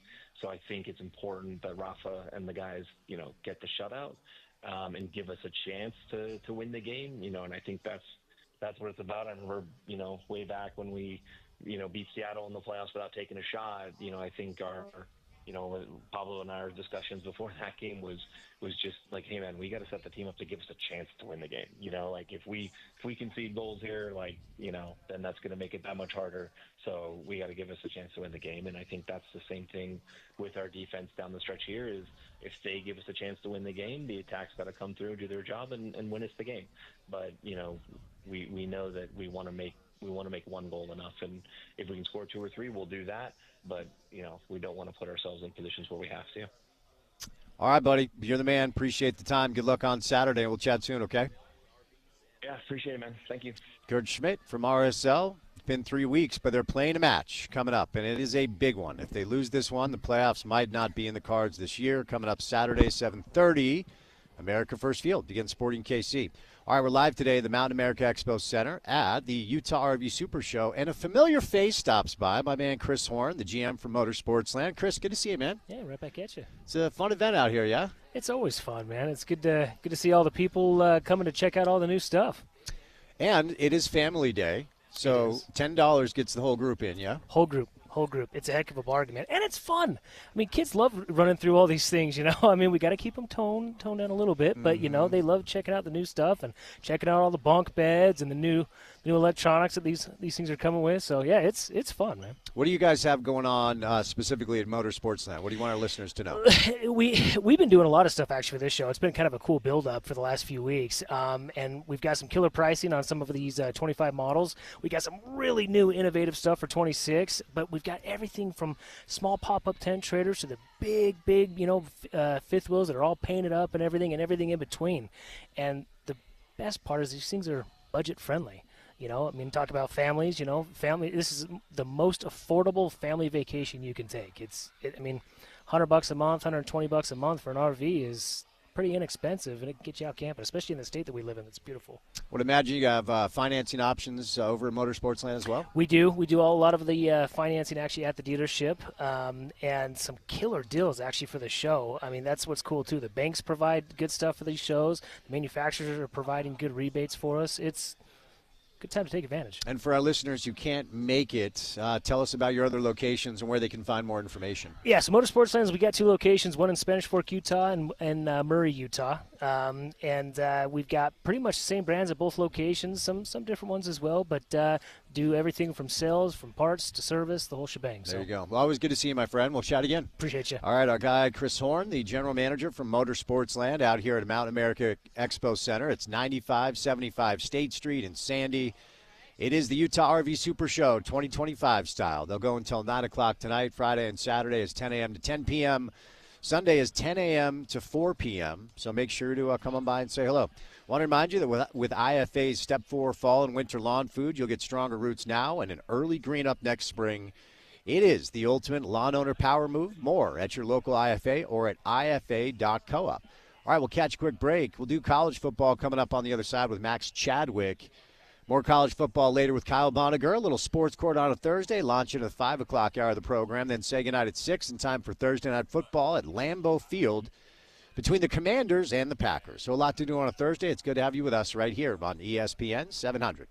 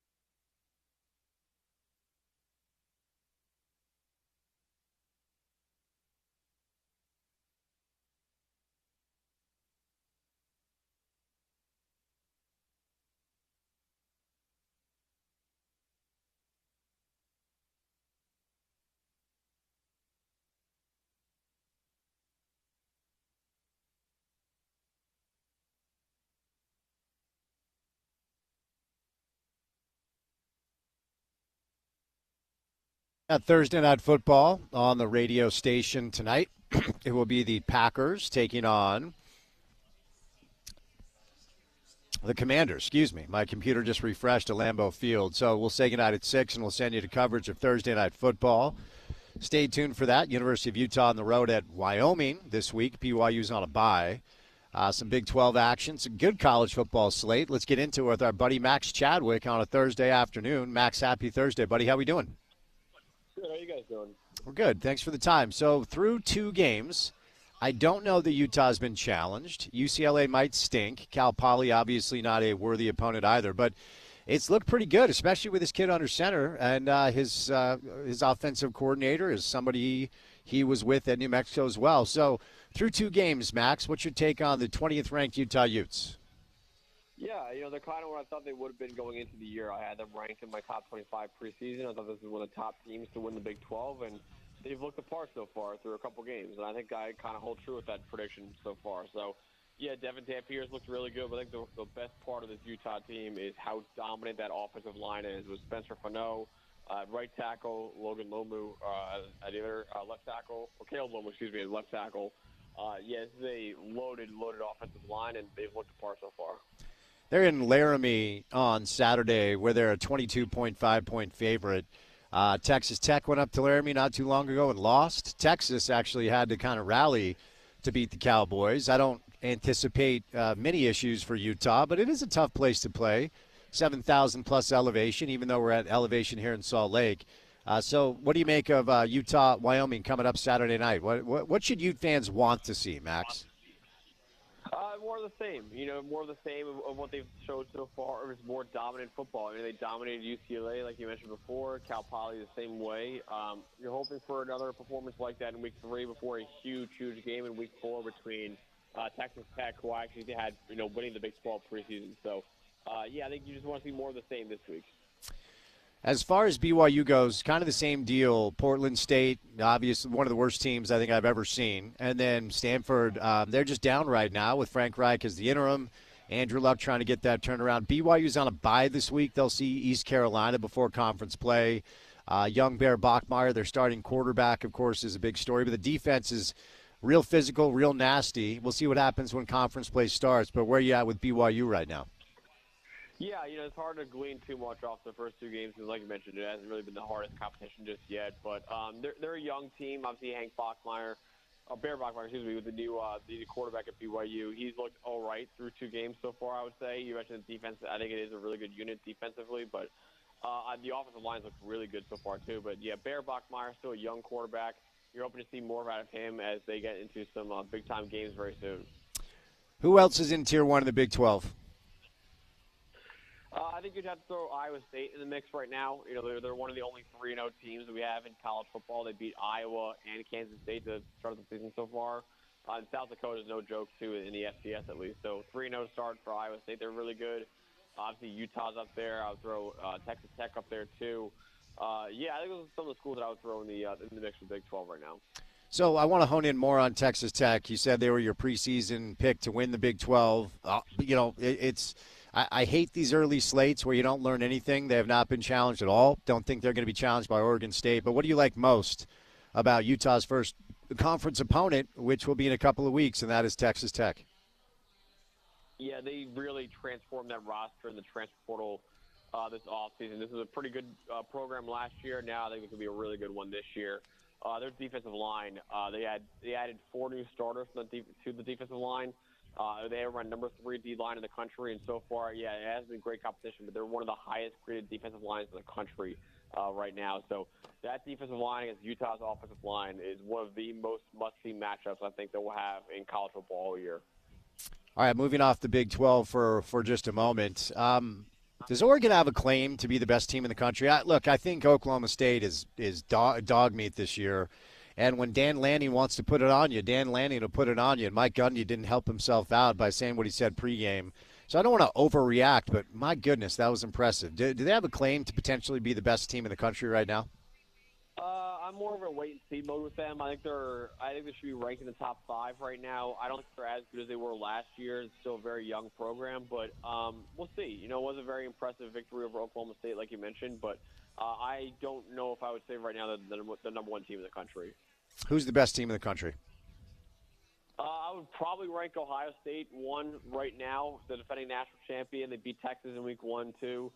They've looked apart so far. Obviously, their defense has been outstanding. They've only given up 7 points all year so far through 2 games. So I would say Ohio State. LSU looks really impressive, too. Penn State, I think, is still obviously up there after not – they haven't really played a big-time opponent yet, but Penn State is really up there. I think those are probably the 3 that I would throw up there right now. Where are you at with Texas after 2 games? I think a lot of people figured they would roll through and potentially and they still have everything on the table. But Arch Manning, Texas, Steve Sarkisian, where are you at with them through 2 games? Yeah, I'm holding steady with them right now. I feel like it's a really good program. They have a lot of talent defensively. I actually think Arch Manning has been better than people have given credit for through 2 games, too. I think Texas, I still think it's definitely a team to watch this year and could absolutely still be a national title contender if they start getting it going in SEC play. Heisman Trophy favorites as of now, and do you think there's, Devin Dampier's actually, last check, I think he was 6th in Vegas in odds, and obviously that would take a lot of great play from Devin and his teammates, and Utah would have to have something to say about the Big 12. How many players as of now do you feel confident saying that you think can win the thing? A lot. There's a lot. I think it's a wide open race this year. Even the guys who are the favorite in Vegas in odds right now, like John Mateer, the Oklahoma quarterback, has the best odds to win right now. But even I'm kind of a little unsure about whether or not he can win that award. So it's still a wide open Heisman race, which is understandable after 2 weeks of action. But yeah, nobody's really emerged yet, I think, in the Heisman Trophy race. What about Devin Dampier's chances? Yeah, I could see it. He's a guy who's obviously a very good mobile threat who had a lot of rushing yards, too. He's been a decent passer so far. If Utah wins the Big 12, which I think is certainly possible, he could be up there. I just don't know if, he or Utah will have the season that they need to really be in that national conversation like that. What are your thoughts on Florida State after that horrific season a year ago and the start they're off to now? Is there a chance that this is a team that's legitimately good this year? Yeah, definitely. They could definitely be a playoff team this year, I think, after that kind of win over Alabama. We'll see the rest of the year in the ACC schedule. But, Florida State blew me away in week 1. And, they could absolutely be a team that crashes the playoff this year. Let me go over some games this weekend before we set you loose. Georgia, Tennessee, Knoxville. How do you see that one going down?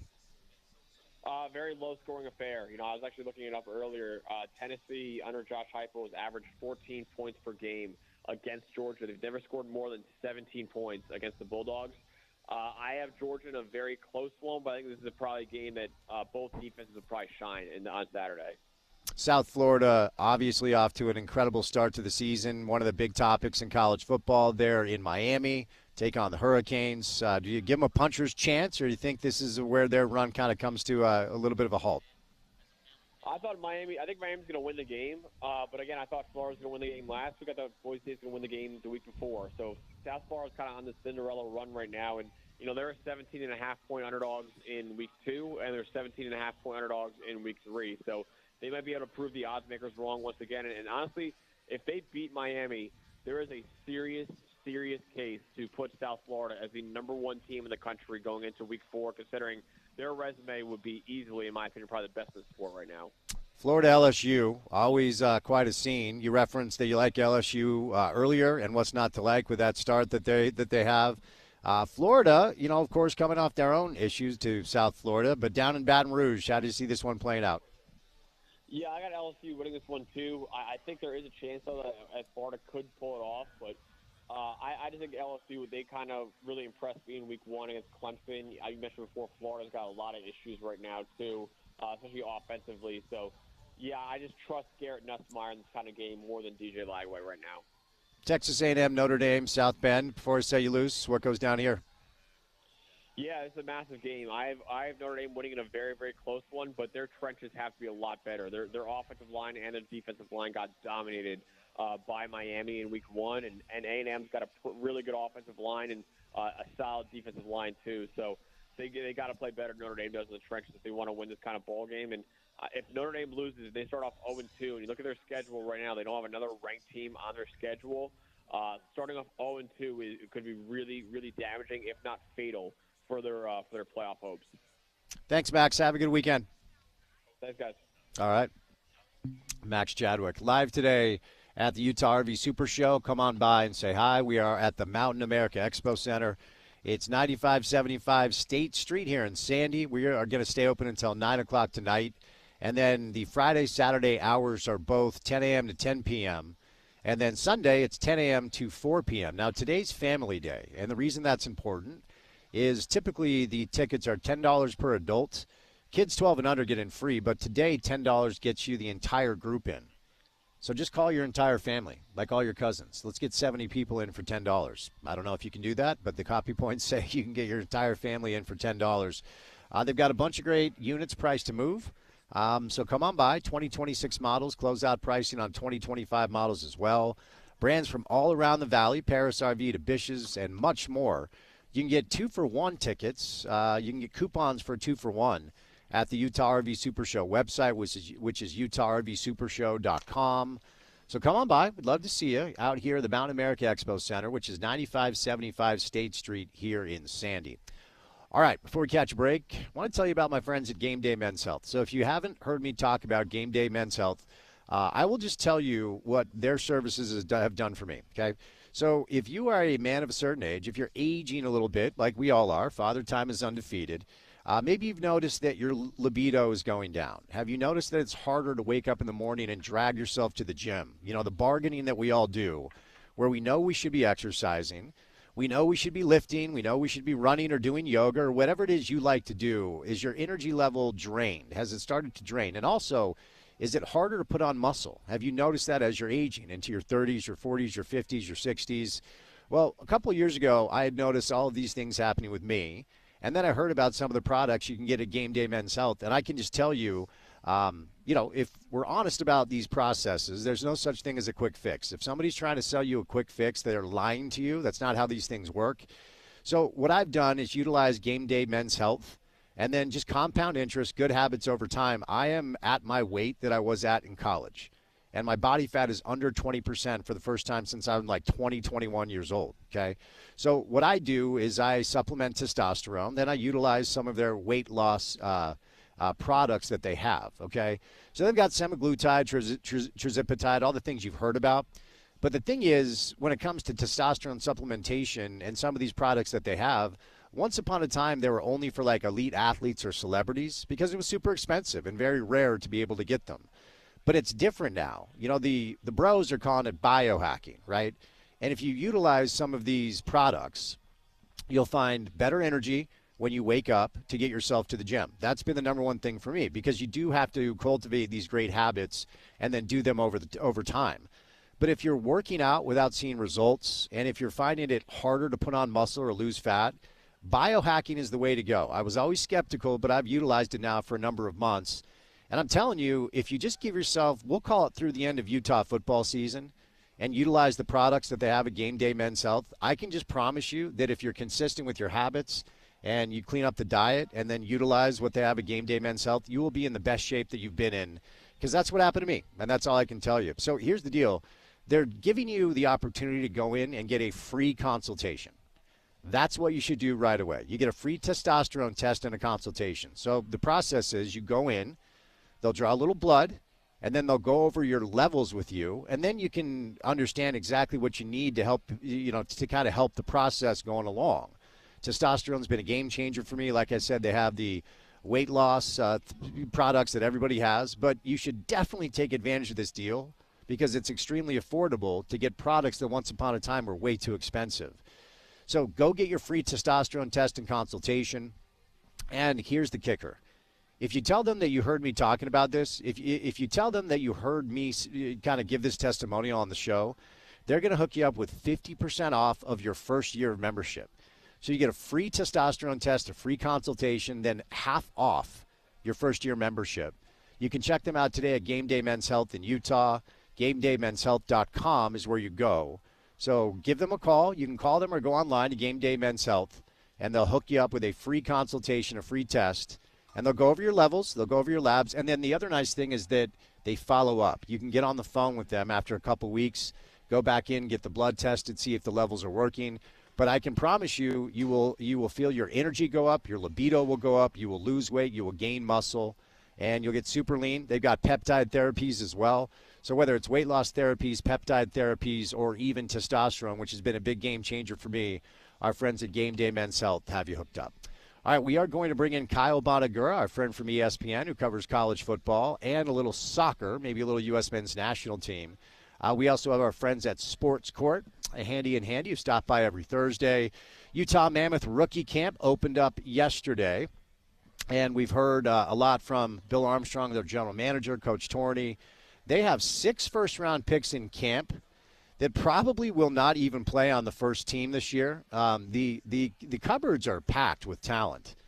So we actually are moving closer and closer to hockey season. We'll have pro basketball back right around the corner. Training camp will be here. But 13 months ago, they broke ground on their new practice facility in Sandy. And I can tell you what, man, the Smith Entertainment Group, Ryan and Ashley deserve a lot of credit for this. I mean, after 13 months, there are folks around the world of professional hockey that believe it's among the best, if not the best, in all of the National Hockey League. So the odds are in the Utah, I keep calling them the Utah Hockey Club, the Utah Mammoth's favor to actually make the playoffs this year. A couple off-season additions combined with some of the young players growing. And maybe, T.J. Ginla or others, maybe we'll see some of these rookies crack the roster. I believe the vets report next Monday. I think on Monday is when veteran training camp opens for the Utah Mammoth, and then we're right around the corner as it pertains to the start of the season for our local hockey club after a really fun year last year.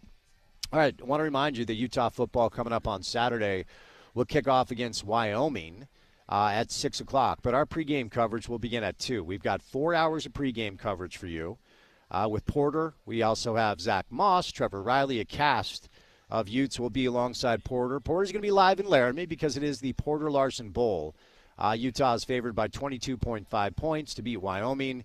We've got a big slate ahead in the Big 12. Not a lot of great non-con matchups, and so far the non-con stuff in the Big 12 hasn't been great. There haven't been a lot of banner wins. We got Baylor beating SMU and Utah beating UCLA at the Rose Bowl.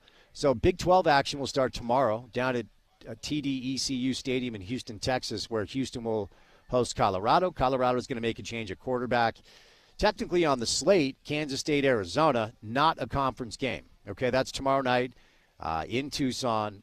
Randomly enough, Kansas State is a favorite on the road. That doesn't feel like the right side after losing to Army at home. But that is not a Big 12 game, even though 2 Big 12 teams. It was scheduled when Arizona was in the Pac-12. We won't learn much about Baylor this week. They'll probably smoke Samford. I really want to learn more about Texas Tech because they have not been challenged at all, and I don't think they're going to get a challenge in Lubbock this weekend with Oregon State. West Virginia-Pittsburgh might provide some interesting storylines as Rich Rod is trying to rebuild West Virginia football. I'm still wondering about Cincinnati. They're one of those teams that feels like they're right on the tier between 1 and 2 and maybe will bounce up. But they got Northwestern State this week, so not a challenge for them. Iowa State, who most people believe, well, they certainly have the best resume in the Big 12 so far. They're on the road against Arkansas State. TCU welcomes in Abilene Christian, and Arizona State welcomes in Texas State. This non-con stuff has to go. It is beyond ridiculous. All right, 2 hours down, 2 hours to go. I want to remind you that we're live today at the Mountain America Expo Center for the RV Super Show 2025 style. We're going to go until 9 o'clock tonight. It's Family Day. So come on by and get the entire group in for only $10. We'll catch a break and continue the college football conversation with Kyle Bonagura coming up on the other side of a Thursday drive right here on ESPN 700.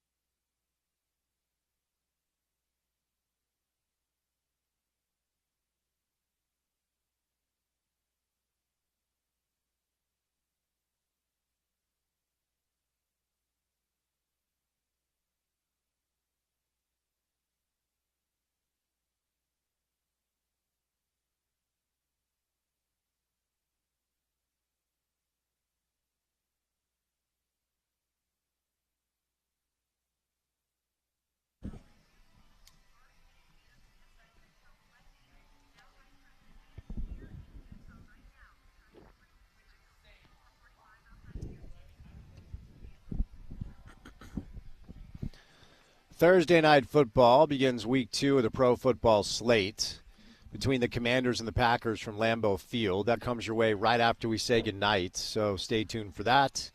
University of Utah is on the road at Wyoming coming up this week. They're a 22.5-point favorite to beat the Cowboys in Laramie. Our next guest covers college football, does a little soccer as well for ESPN. Always fun to chat with Kyle Bonagura. We'll do that now on a Thursday. Kyle, happy Thursday, man. How we doing? Doing good, Spence. How are you? I'm good. I am annoyed, well, for a lot of reasons, but let's just stick with football. I just this non-con stuff for most of these teams. Look, I get the economics. I understand why the smaller programs need the check, but most of these games, I mean, in the Big 12 this week we have a couple of decent games, but whether it's Utah or BYU, it's really hard to accurately analyze who some of these teams are. Like Texas Tech with 2 dog games. Are we ever going to live in a college football world where some of these lopsided matchups just go by the wayside?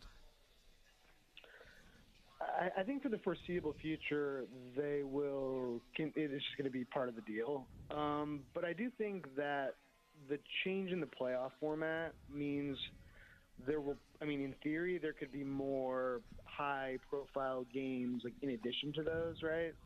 Because you're just not punished the same way for a loss in the non-conference as it used to be.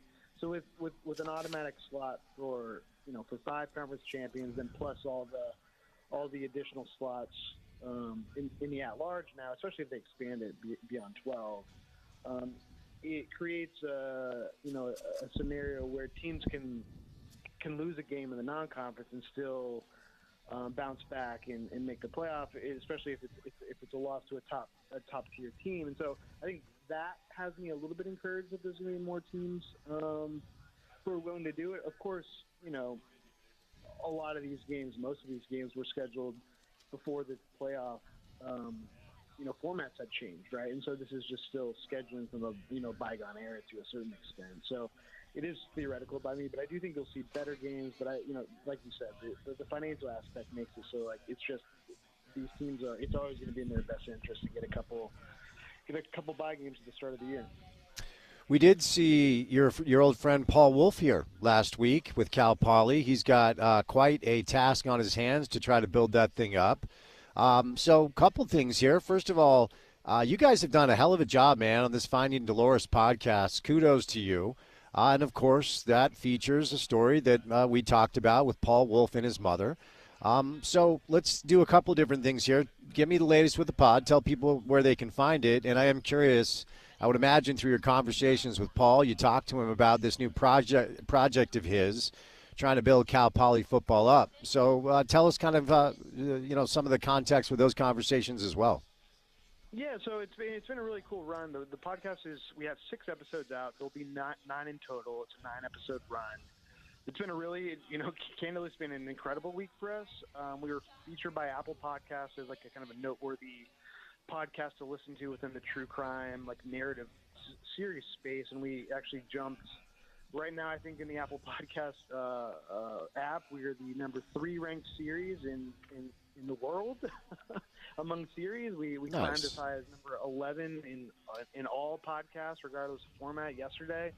So it's been a little bit overwhelming to see that sort of reaction. We had no idea that it would resonate so much. But so I guess that's my pitch to go listen. People are liking it, or at least they seem to be. And then Paul's. Yeah, like you said, he's got a tough project. He's been at Cal Poly for a while. He was there as an assistant under Bo Baldwin before, taking over as the head coach when Bo left to go to Arizona State. And it's never a place that has really had much success on the football field. But I do think they have some reason for optimism there. They're in the final stages of completing this John Madden football facility. I saw Paul down at Cal Poly a few years ago, and the football building, building in air quotes here, was a trailer near the stadium, like a literal, it is what it is. It was a trailer. It's kind of a permanent one, but nothing special at all. And the fact that they are building like a real football building, I think it's going to be a much more intriguing place for better players to go visit.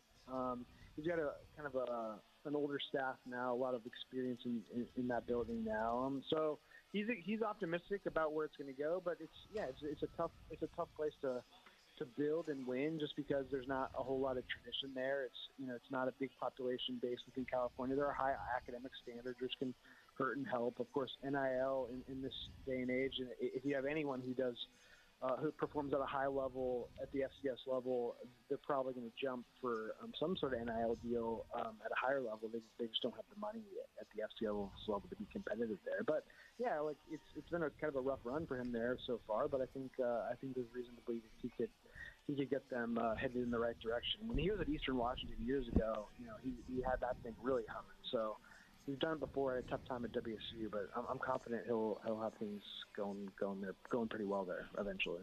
And, of course, a tough ask for Cal Poly to roll into Rice-Eccles and make it competitive against a team that looks like a Kyle Whittingham coach team again, Kyle. That's kind of the takeaway around here.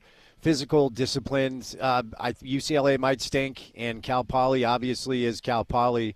We'll see what happens against Wyoming. Laramie can be a tricky place to play. They got Texas Tech a couple years ago, and Texas actually was pretty uncomfortable for about 2.5 quarters against the Cowboys.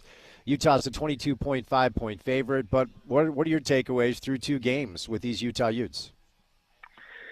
Yeah, so I mean, you can't really take much from the Cal Poly game, right? It's just like the talent gap was too significant for anything to really matter. And then UCLA went out and didn't look very good against UNLV either. They fell behind 23-0 to UNLV. Made it close in the end, but the game was really never in jeopardy. So UCLA is not good. Cal Poly is just a different level of football, and so it's hard to know, right? I think everything Utah's done indicates it's a very good team. I mean, and we talked about it, I think, against UCLA too. Like, they did exactly what you're supposed to do against a team that you're better than. They ended it early, left no doubt. It was lopsided start to finish. And UCLA still has players. I mean, granted, it's not a very good team for the Power Four, but it's still a team with a lot of talent, a lot of guys who can play, were highly recruited, those sort of things. And it didn't, and there wasn't much of a difference between how competitive the game was in them and Cal Poly, really. Kind of look at it that way. So yeah, look, I think we'll find. I think this week it'll be more of the same. I mean, Wyoming, certainly has the history, like you said, of giving better teams a game. The fact that this is in Laramie certainly makes it a little bit more interesting. I mean, altitude won't matter for the Utes like it does some of the other opponents that go in there, but it's still a road game, and you have a puncher's chance. Like, all of that is just a caveat before saying, like, I still think Utah wins, like, easily and should win easily. And at the end of that game, we'll probably be asking the same questions that we're asking now, like what to make of them. We played the Wyoming. What does it mean? Probably not a whole lot. And if it's a close game, then it works the other way, right? That, well, maybe the other team, maybe the first 2 games were a little bit, didn't provide as much context as we thought, or something like that, right? So yeah, well, everything's going good, and I think it's really, if you look at Utah's schedule, right? I just had it up. Who's after Wyoming? It takes a while before they get challenged, if I remember. Yeah, their first conference game is Texas Tech, so that should be interesting. So I had that wrong. So yeah, Texas Tech for me is interesting because the budget they have in building that roster, we'll see what 30, 40, whatever $1 million gets you in the Big 12, and so I think that's the game where we'll really have a great idea of what the expectations should be the rest of the way. Yeah, and the difficult part about Tech, I mean, the Cody Campbell oil money is what it is, and $60 million, I guess, is the figure people are floating around. But Arkansas, Pine Bluff, Kent State, like, what are we doing, man? Like, they hung 67 on Arkansas, Pine Bluff, 62 on Kent State, and then they see Oregon State at home coming up on Saturday. I know you've covered that program for a long, long time. Will Oregon State even make that somewhat interesting, or is this going to be another game where Tech just hangs 60 on a bad team?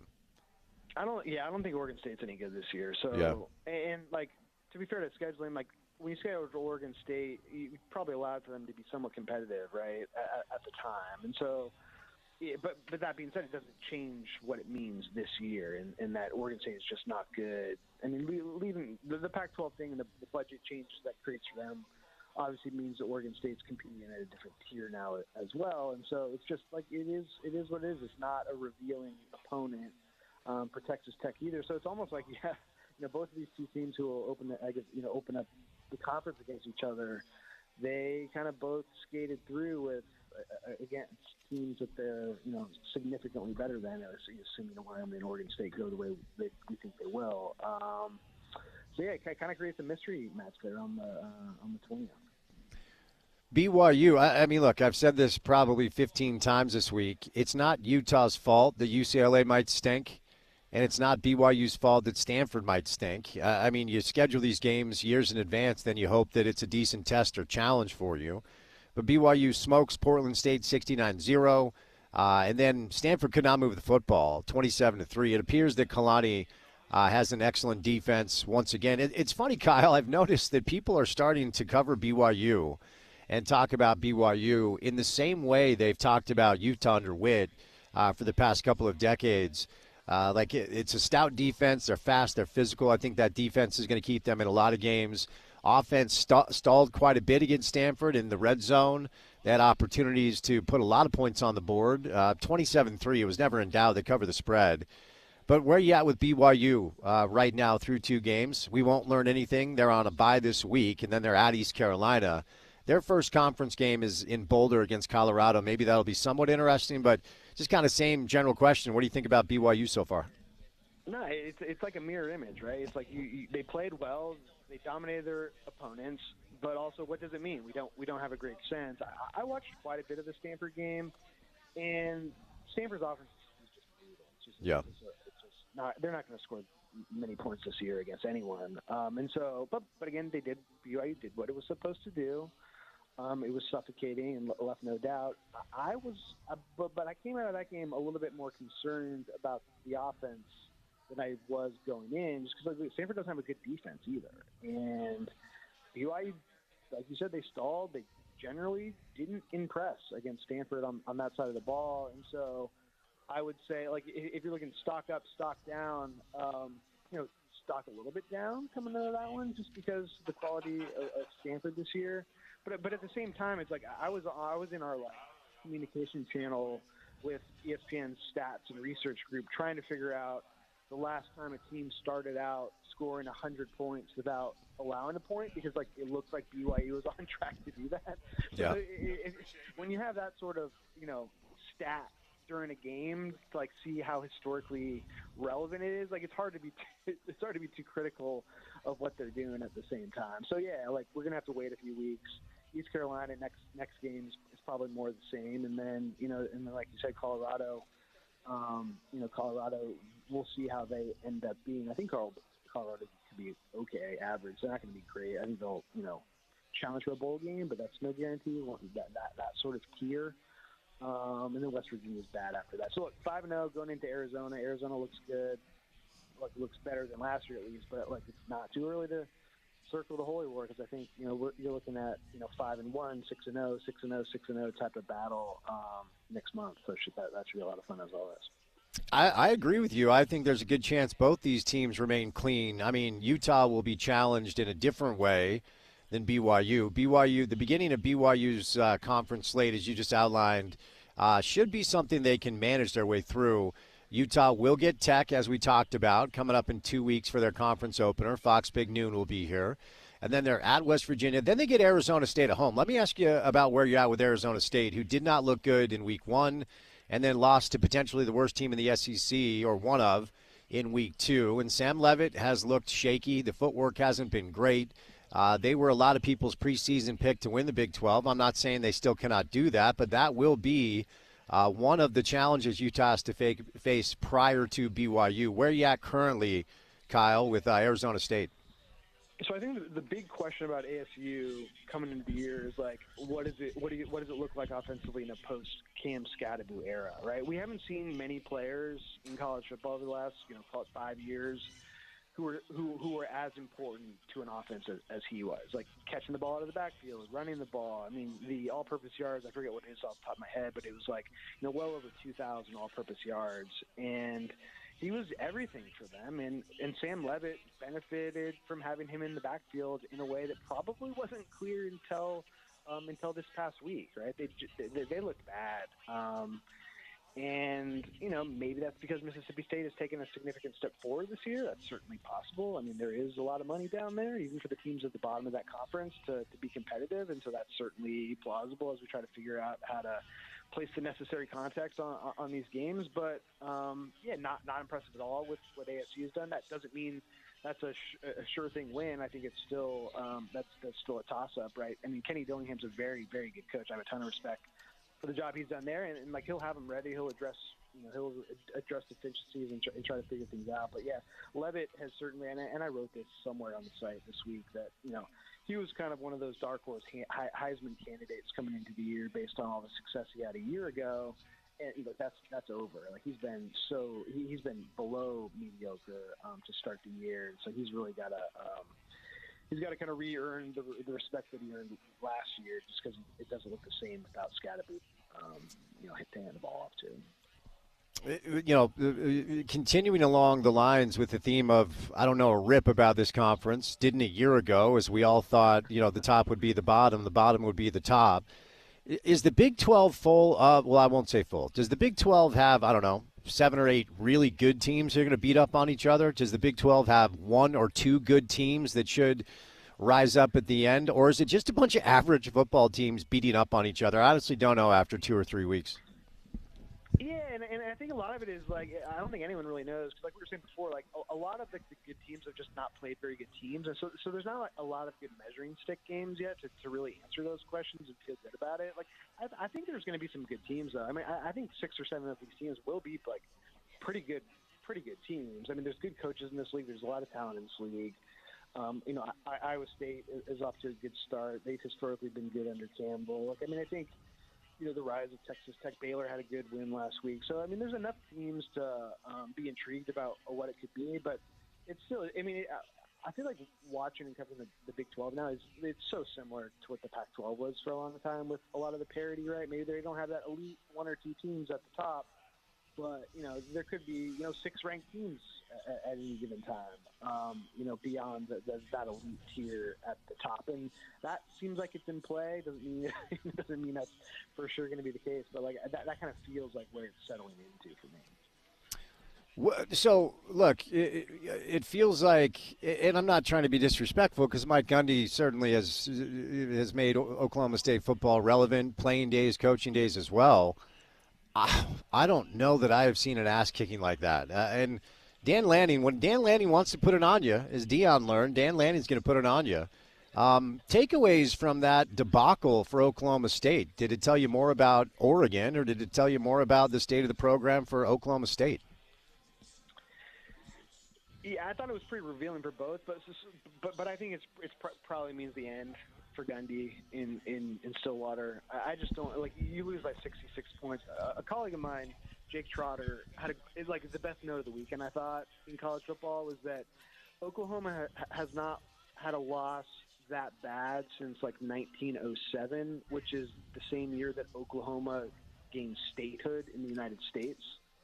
Right, to place context on how historically embarrassing that was for that program, it's the worst loss in program history, and there's no other way to look at it. It was embarrassing on all levels. You don't bounce back from that. I don't think they've completely lost the respect of the top tier of college football at this point. I mean, and they were really bad last year too. So this isn't like this has just come out of nowhere. It just things fell off the rails. I mean, they lost, I believe, the 9 games, the final 9 games last year. Right? They were winless in the conference. They went 0-9. And now it doesn't look like they're going to be competitive this year. If last week's game against Oregon is any sort of indication of what's to come. The College Football Playoff Committee a year ago was pretty emphatic about their message with this conference, that their belief is it's not a very good football conference. Any scenario in your mind that the Big 12 can get 2 teams in this year? I mean, it would take quite a miracle, I think. I'm going to push on that a little bit, because I think that it really comes down to you can easily get 2 teams in, right? Because of the automatic bid, right? So last year, I think what did BYU start, 9-0 or 10-0? Yeah, they got by Kansas. Yeah, that's right. 9-0. Right. Yeah.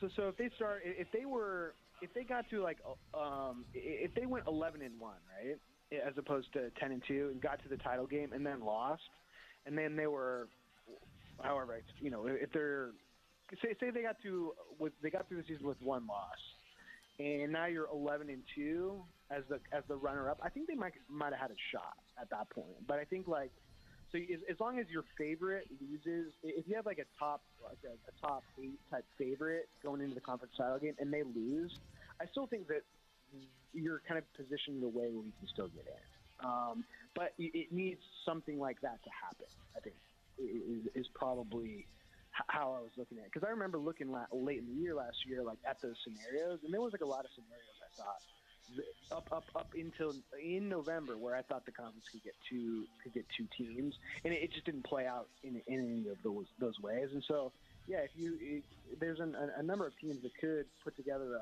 an 11-1 type season and be like, who knows how good they really are. So yeah, look, I wouldn't close the door on getting multiple teams yet. Is it possible, even likely that it'll be one? Sure, of course, but I think it's way too early to have the conversation about only getting one. There's just too many permutations out there. I constantly push back whenever somebody starts to pound the USC drum. I just feel like for forever, and I mean, obviously Pete Carroll had a legendary run there, but it seems like every year I hear this, the buzz about USC and the transfers and the offense looking different, and maybe they've got the defense figured out so far. They do lead college football. They're the best scoring offense in college football through a couple of different games. Again, Missouri State, Georgia Southern, let's be very clear. But Lincoln Riley has found a way to run the ball this year. At Oklahoma, he led the country in yards per rush attempt. I mean, I think a lot of people saw Baker and Kyler and Jalen Hurts and, just assume it's all they do is throw it around the field. Again, we have to say this with every single team, not tested yet, but are you buying the early hype surrounding USC? Not yet. They've just underwhelmed for enough time now that they no longer deserve the benefit of the doubt. And I think for a long time the benefit of the doubt had been earned, right? Like the type of recruits they brought in, the type, the history, the success, all that stuff. It's USC, right? It's still they're still always going to have the potential to be an elite team in college football. They just check all the boxes of why they could be good. But yeah, the two teams they played are, they have a lighter schedule than BYU at this point, right? And so it doesn't make any sense to praise USC for where they're at. I mean, they beat Clay Helton, the guy who basically helped run the program into the ground, who's now coaching at Georgia Southern, and we're not going to find out much about SC for a couple more games. And Purdue is not one of the better teams in the Big Ten. I think they have Michigan State after that at home. So again, bottom tier for now. Michigan State in the Big Ten, and so I actually got their schedule up. And Illinois after that. Illinois is a really good team. So I think we'll have to wait until the end of the month, Illinois, to really have a good feeling about USC. But you just look, when you're as mediocre as they have been, and not only mediocre, but like trending in the wrong direction. I think I'm gonna have to look it up to confirm this, but like I believe they've gotten worse every year since Lincoln has got there. They had the good first year with Caleb wins the Heisman Trophy and all that, but every year since then they've gotten progressively worse. And so when that's your trajectory over the course of 3 years, you don't like. There's just no reason to assume anymore. You got to earn it. Last thing before I set you loose, Oklahoma with a bit of a statement, and like Utah, they grab an offensive coordinator and a quarterback who are familiar with each other. Of course, Ben Arbuckle and John Mateer, you know them. Wazoo, obviously a Wazoo combo. Is Oklahoma football back? I mean, is it time to acknowledge that this is a team that needs to be looked at pretty seriously? Yeah, man, I think they deserve to be looked at seriously because the defense looks really good. Michigan has. Who knows what Michigan will be, but I do think Michigan has a good defense, and they did move the ball on them. They look pretty good. Mateer, I love Mateer. I watched a lot of him at Wazoo, and he's just a lot of fun to watch in general. So even if they're not being for real, they're going to be worth tuning in for, just because he's just he runs it, he throws it, he just makes terrible decisions and great decisions, and you get the whole experience with him. But the combination, right, of bringing a coordinator with a quarterback, it's proven now at this point. Utah's doing it this year. Oklahoma's doing it. It's a really quick way to rectify an offense, and Oklahoma went to a proven way to do that, and so I think they're obviously much better than they had been over the past few years, but their schedule, I was actually looking at it when they were playing Michigan. It's brutal. I mean, I think they have ranked opponents in I think the entire last half of the season, if not the last 7 games. So they're going to lose a few. I have no doubt about that, but it doesn't mean that they're not capable of competing with the best in the sport right now. Is our guy Diego Luna a lock? We're 9 months away, Kyle. Real quick before I set you loose, is our guy Diego Luna a lock to make the U.S. men's national team roster for the World Cup? He's. I mean, I wouldn't say lock quite yet, but he is. It feels more likely than not. But I didn't watch either the South Korea-Japan game, so I need to go back and check those out. But his trajectory is one of the best in American soccer right now. To go from getting cut by the Earthquakes Academy several years ago to USL to Salt Lake, and now the fact that we're even having this discussion about is he a lock or not kind of it says it all, right? So he's like. Maybe he's like John Mattia, right? He's just so much fun to watch. He just adds an element that the team doesn't really have that makes me kind of root for his success. All right, Kyle, appreciate the time, man. Enjoy the games, and we'll chat soon. All right, thanks, Ben. See you. Kyle Bonagura, our buddy from ESPN, who stops by on a weekly basis. You can get him on social media, and his new podcast is excellent. You find him at Bonagura ESPN. All right, live today at the Mountain America Expo Center, 9575 State Street. It is the Utah RV Super Show 2025 style. And we have a celebrity. We have a very important person, Brett Parrish, who's the owner of Parrish RV. Brett, happy Thursday, sir. How are you? Hey, great. Thanks for having me. Well, thanks for stopping by. So what do you want our listeners to know? Obviously, a bunch of vendors here, but what do you guys have going on at Parrish RV? I personally have 137 RVs in here, and every single thing you can think of, things as small as little A-frame trailers, teardrops, tent trailers, big toy haulers, little toy haulers, travel trailers, fifth wheels, Class C motorhomes, B vans, great big diesel pushers, even destination trailers where you can take them and set them on a lot and kind of be kind of a vacation home. I have 4 of those in here. So a variety of everything you can think of under one roof, lit up and ready to roll. 127. 37. 137. How do you get all those in? How long does it take to get all of them in here? We pretty much got them all in on Monday. We started at 8 o'clock in the morning, and we were done by about 5 o'clock. We got a lot of trucks, obviously, Sure. a lot of guys with forklifts that pull them in and out, and we've done shows now for many, many, many years and kind of got it down. Yes, you have. Any special deals for the show specifically? There is a variety of things. Obviously, we're talking about a lot of different brands, but pretty much every brand, and not just me, all dealers are going to have some factory assistance to make this a special buying event. Along with that, not all of them, but the majority of financial institutions will have a discount on the rate if you buy at the show. So you can get a discount on the rate, you can get a discount on the RV. Also, it's the end of 2025 vehicles. They're all on closeout for the most part. I know all of mine are. I'm pretty sure everybody else is too. So a great way to get a super nice brand new RV with full warranty, maybe at the price of a used trailer, and get a good rate. What is it about the RV experience that you like to kind of sell to customers for people that maybe aren't educated or maybe a little bit wary to kind of launch into that lifestyle? What's the best thing about traveling in an RV? I think all travel is pretty good, right? It's all a lot of fun. But, sure. Boy, we're super lucky here in our backyard. We've got, 5 national parks. We've got 7 national monuments. We've got 46 state parks. So that's a lot of places. You could say, I'm just going to see the parks in Utah, and that's going to take you a while. The best thing about doing it in an RV is I feel like you have freedom. You have that thing sitting on the side of your house, loaded, ready to go. I keep mine plugged in with the fridge on. If all of a sudden on a Friday night I got to make a decision, do I want to sit here and watch reruns, or do I want to grab my travel trailer and head down to one of our state parks, one of our national parks, and maybe hike, go sightseeing, go see what there is right here close to home? That's a real nice vacation for your family at a relatively low price. For sure. Brad, before I set you loose, for our listeners that maybe can't stop by, where are your other locations, and how can people get more information? Yeah, so Parrish RV has 4 locations. There's 3 here in Utah, 2 in Salt Lake County, 1 in Utah County. and then there's one in southeast Idaho in Pocatello. Very nice. Well, hey, great to see you. Hey, nice thank to you. meet you. Yeah. Thanks for your time today. Appreciate it. Brett Parrish, the owner of Paris RV. Come on by and say hi. It is the Mountain America Expo Center at 9575 State Street. We're going to close at 9 o'clock tonight. Their hours are 10 a.m. to 10 p.m. both Friday and Saturday. And then it's 10 a.m. to 4 p.m. on Sunday. All the latest 2026 models, closeout pricing on 2025 models as well. So love to see you. It's family day. You can get the whole crew in for only $10. Otherwise, it's $10 per adult. And then you're looking at kids 12 and under for free. All right, we'll catch a break. We're back to college football in the 5 o'clock hour, but we will do a little sports court coming up on the other side with our friends from Handy and Handy on a Thursday edition of The Drive, and it's good to have you with us right here on ESPN 700.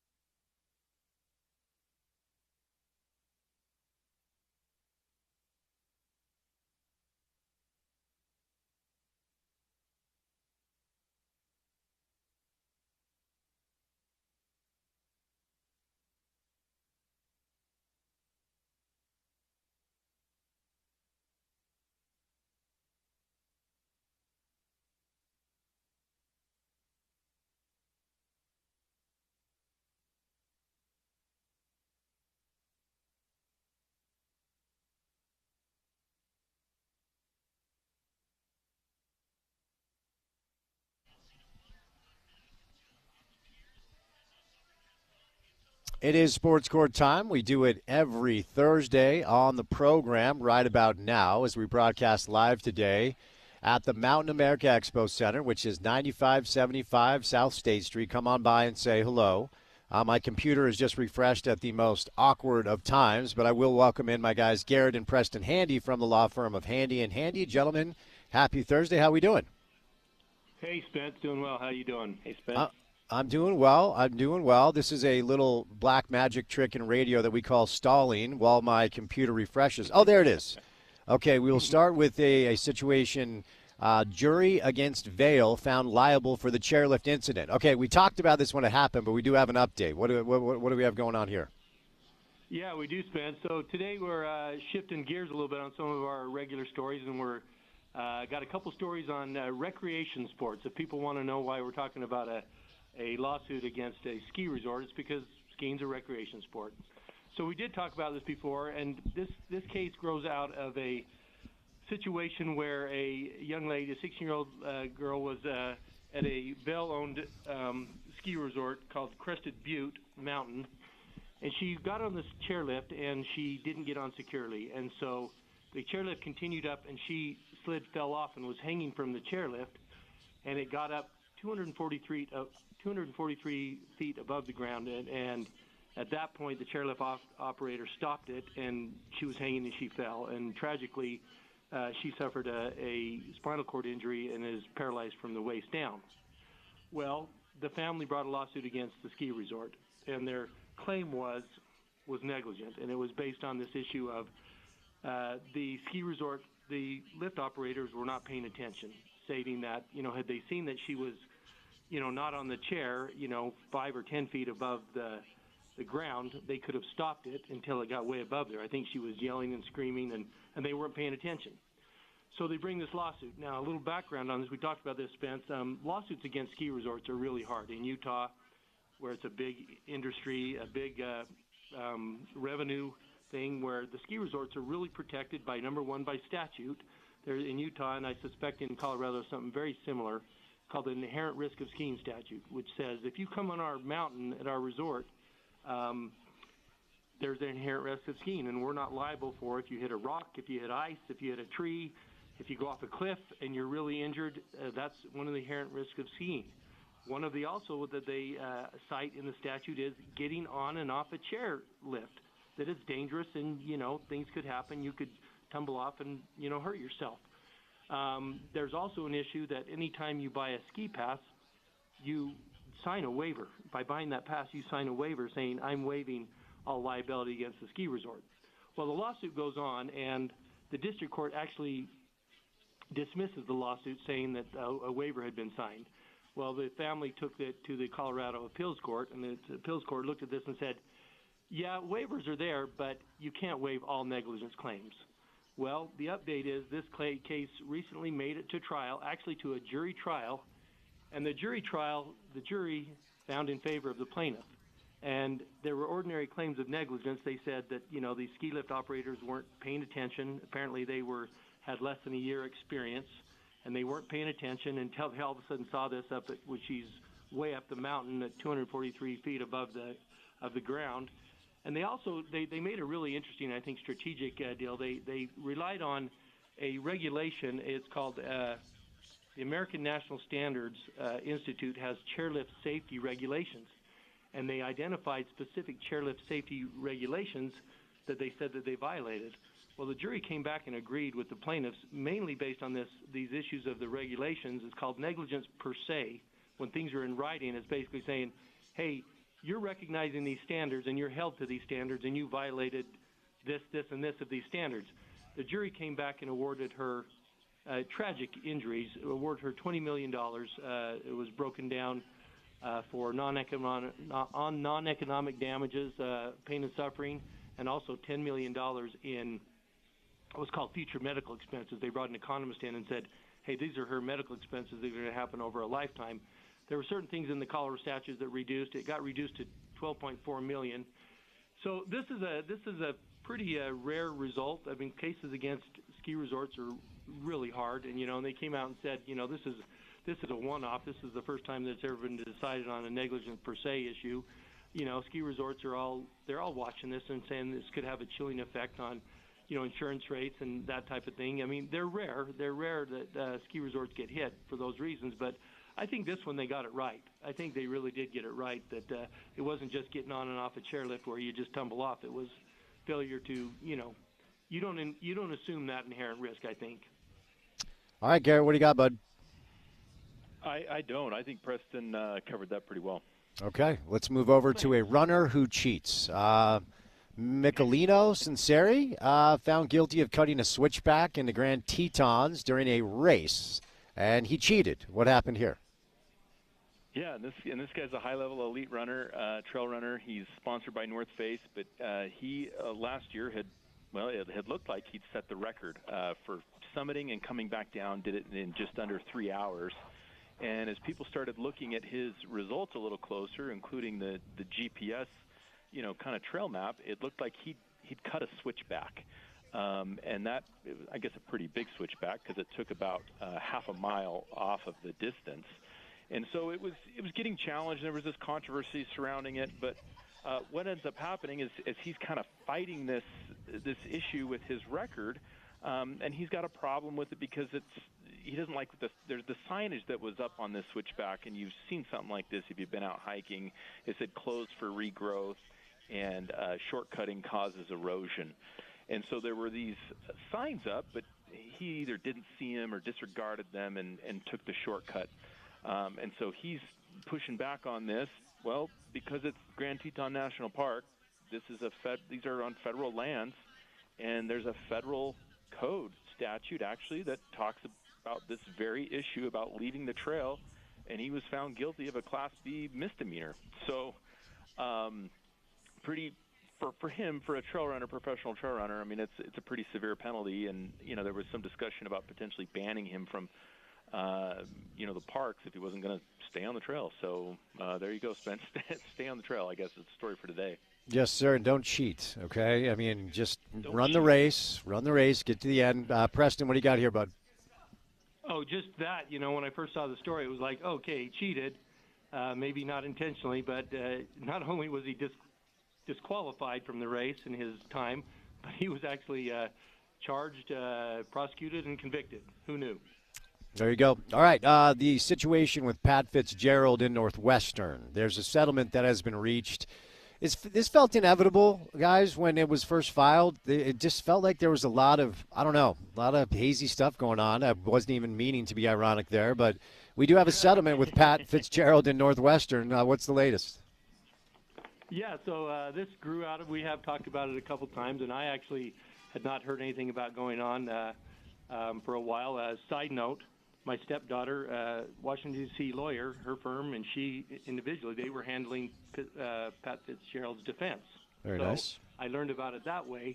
So this grows out of a situation back in 2023 where a number of former Northwestern football players, and they came out and said, hey, there's a lot of stuff going on at Northwestern, been going on for years, a lot of hazing. They said there's abrasive, barbaric activity permeated through the program. That's absolutely egregious, vile, inhumane behavior. So out of this, an investigation starts by Northwestern University, and they start to investigate this, and initially they put Paul Fitzgerald, the head coach, on 2-week suspended leave without pay. Well, they start looking down the road on this, and what happens? They fire Paul Fitzgerald. So we've talked about this a lot. When the coach gets fired, the universities usually, it doesn't result in a lawsuit unless, of course, the universities say, no, we fired him for cause. So the coach's initial response is, wait a minute, you owe me money on this. It wasn't for cause. I didn't do anything that falls into the category of cause. So Paul Fitzgerald filed a lawsuit simultaneous with that, or sometime around the same time. Several of the former athletes filed a lawsuit against Northwestern and named Paul Fitzgerald as one of the defendants. So there's 2 lawsuits going. You've got Paul Fitzgerald's wrongful termination lawsuit that we're talking about today that basically we got word recently, and it was interesting, part of the investigation that I think even the president of the Northwestern said that we didn't find any substantial information that indicated Paul Fitzgerald knew about the hazing. even though some of the players, and they would be called as witnesses, said that, they think that he was aware of stuff going on, maybe not the specifics of the certain hazing going on at certain times, but he was aware that there was some stuff in the program. And he's a former Northwestern player. Maybe it's been, it's been going on for long and just been perpetuated. But recently, I got word that read that the individual suits are being trying to be settled with the players. And as part of this, Northwestern said, well, as long as we're trying to do this, why don't we put the Fitzgerald thing on hold? And they went to the court and said, hey, can we get a continuance of the trial date in November? And they pushed back and said, no, we want the trial to go. And so I think that motivated a settlement this time. So we just heard that the case has been settled, that I think there was an agreement that he didn't have any knowledge or part in the hazing part or knew about it, and they've settled with him. He was demanding $130 million. I think that was the remaining part on his big contract. Anytime there's a settlement, usually it's a big compromise, and so he got what he agreed to, and he came out with a statement, or his lawyers did, that said he just wants to get back to coaching. And in my mind, I guess I think he's probably going to be on a staff somewhere, and probably maybe a head coach at some point. Not a lot has been talked about him, and so that's the end of it. All right, Garrett, over to you, buddy. Well, I just always thought it was an interesting position for a coach like this to take, right? I mean, on the one hand, he's saying, hey, I had no idea about the hazing. And it's like, well, you didn't know about it? Coach, you should have known about it, what's going on in your program. But that's really the basis for his saying it wasn't fired for cause. Fair enough. All right, final one for today. I am fascinated to see how this plays out. For our listeners, a podcaster named Pablo Torre on his show Pablo Torre Finds Out really has uncovered, and I'll let you guys unpack the whole thing, a tremendous amount of evidence about the Los Angeles Clippers circumventing the salary cap. For the sweet folk out there that don't know any better, this happens all the time in different ways, but this is pretty massive, guys. Go ahead. Yeah, you're right. This does happen probably all the time, and you probably could talk a lot more about it. But yeah, just the quick overview here is, I mean, he signed a 3-year, $103 million deal, and then a couple years later, he signed the 4-year, $176 million a year deal. And at the same time, the Clippers are entering into an agreement with a company called Aspiration for a $300 million endorsement deal. They're going to, put their name on the arena and a patch on the jerseys, a sponsorship deal. And then again, at the same time, what Kawhi's doing is on the side, he's got a 4-year, $28 million endorsement deal with this same company. And so the allegation is that the Clippers are using this as a way to get around the salary cap and get Kawhi paid. And so, again, from a legal point of view, does this get into a legal territory where there's a lawsuit? I'm not sure if this gets handled internally with the NBA and under the, with all the different rules that the NBA abides by, collective bargaining agreement and that sort of thing. But it's certainly something that other teams are looking at and saying, hey, wait a minute, this isn't fair. We're playing by the rules and abiding by the salary cap, and the Clippers are getting around that and keeping Kawhi Leonard on the payroll. All right, Preston, over to you. Yeah, I mean, again, I think Garrett's right. Is this just handled by the NBA? I mean, the thing that they're pointing to primarily is the collective bargaining agreement. One provision in Article 13, basically says if it's endorsement compensation that exceeds fair market value, substantially below what basically the value of the contract is. And then the other one I think is important in his case is, it says it prohibits unauthorized agreements between a player and a team affiliate in which the player receives compensation. He has a max deal, so they're not going to be able to say, he signed this really low deal and then got money on the other side where they're trying to circumvent the cap and that type of thing. So don't know if it's going to get illegal, but we do know that the founder of Aspiration, he's in a bunch of legal trouble, being sued and looked at for deceiving investors. All right, gentlemen, before I set you loose for this Thursday afternoon, for any of our listeners who have legal questions, how can they get a hold of you? Over at Handy and Handy. Yes, Spence, we'd love to hear from anyone out there about your legal issues, especially if you have a personal injury case where you've been injured in an accident. Give us a call at 801-264-6677 or jump on our website at handylawutah.com. All right, gentlemen, thank you for the time on a Thursday. Have an excellent weekend. Enjoy the football, and as always, go Utes. Thanks, Spence. Go Utes. All right, Garrett and Preston from the law firm of Handy & Handy. We now welcome in Ryan from the Dish Professionals as Week 2 of pro football gets going tonight, Thursday Night Football. Week 3 of college football in the books. Hopefully you get all the games that you want. If you don't have Dish, you're doing it wrong. You can save money with great internet solutions as well. Just dial 801-424-DISH. What's going on, Ryan? Super easy. Call us up. Get the best TV system out there, one that's going to integrate all of your traditional TV and Thursday football. Amazon Prime, it's like a channel. You want to watch ESPN Plus, if you add that to your account, it'll actually show up on the guide, making it so you can record it, have full access. Nothing easier than Dish, and the promotion has just killed it. This 2-year offer, 2 years worth of credits, the price is guaranteed not to change. This is something that has become a norm. Like every 6 months or so, your bill goes up, and DirecTV is going to experience a pretty significant rate increase next month. Listen, call us up, get the 3 months of Dish's top package for free, lower your bill $30, $40, $60, $80 a month. Plus, we'll help you with internet. I've got a handful of internet providers. Just added Xmission to our account, so we have that. Plus, you name it, guys. Companies that you don't think we would have access to, we do, and we have the best pricing. So you call us up and just say, hey, this is my address, this is what I'm paying, and let us work our magic. Let us save you thousands of dollars. It's super simple.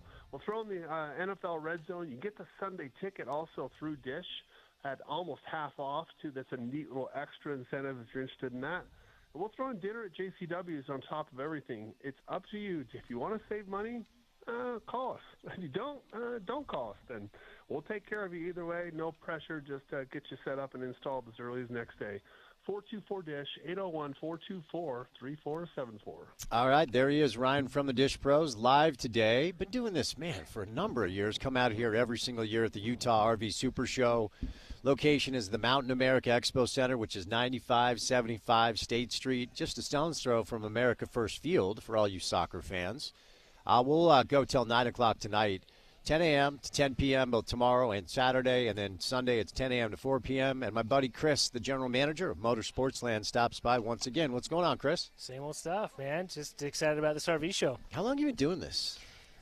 Oh my gosh, years and years and years, man. Honestly, at this point, it's decades. We were actually the first dealership that's currently in business right this second to do this show. I feel like I've been seeing you though out here for a long time. Is that like fair? Me personally? Yeah. How long not have just you been my doing business. this? I've been with Motorsportsland for 22 years.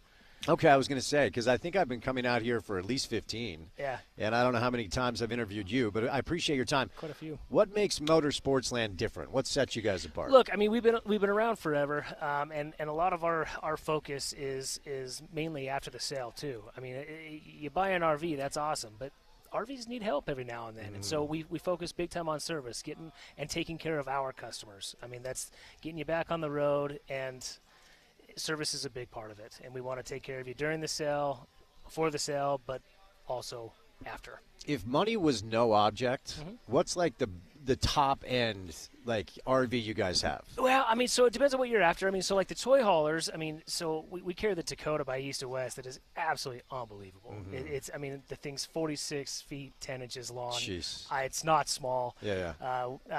But it's actually, with a triple axle, tow's actually a lot better than what you think. We carry the Redwoods that's been around forever, just really, really good brand in the RV industry, and beautiful full body paint. Just, I mean, really luxury RVing. Okay, you know? so that's like top end. Yeah, that's good stuff. And I'm thinking like TVs inside. You can, dude, inside and out. Okay. Yeah, I mean patios. I mean just. It's the glamping at that point. You know? And look, even if you're not interested in RVs, come check it out. That's the cool part about these shows. You know, it's all indoors. You bring your family, especially for $10 on for today with the family pass, and just come check out RVing. And we've gained so many customers and so many loyal customers really into the RV industry by just coming down and looking and seeing really how inexpensive RVing can be for their family. Mm-hmm. And the beautiful part is that we're in Utah. Yeah. And we have so many beautiful things to see with an RV. Hit me with that's top end. Hit me with best value setup. What would that so sound many like? good values. Yeah, I mean, again, dinner on floor plans, right? I mean, if you're looking to sleep a lot of kids, I mean, like a 26 BHS hideout, I mean, you can get into that for around $200 a month. I mean, that's really inexpensive, to get out camping, and those will sleep actually up to 10 people. Okay. So, I mean, you could take your friends. You could, if you have a lot of kids. We are in Utah, right? I mean, it's a family state, so you can take everybody with you. So, what makes this event? Have you ever seen the movie Step Brothers? I have. It feels like the Catalina wine mixer for you guys. This is the big deal for you guys every year. Whether it's value or deals or just inventory, what makes the show different than just going to the store on a random Monday? So there's multiple things. So we get special rebates from manufacturers to bring their products into these shows, right? Okay. So they want their products displayed at these shows. So we get some rebates. Also, we have banks helps. So, special ratings, special terms, special, all of it. If we wanted to push the payments out 90 days, you can do that. I mean, we have so many different facets that we can offer customers for these shows, and it's not just from us as dealers, it's from who we do business with, too. Last thing before I set you loose, sell the RV experience, because I'm sure I have listeners that I can just speak for myself. I've been in an RV before. I don't live that life, though. So if there are listeners out there that are interested, what makes traveling this way a really fun way to experience nature? Well, look, so you don't even need to live the RV life to be an RVer. Uh-huh. I mean, most of our RVers are typically 3, 4, 5, maybe 6 times a year. I mean, Okay. and that's okay.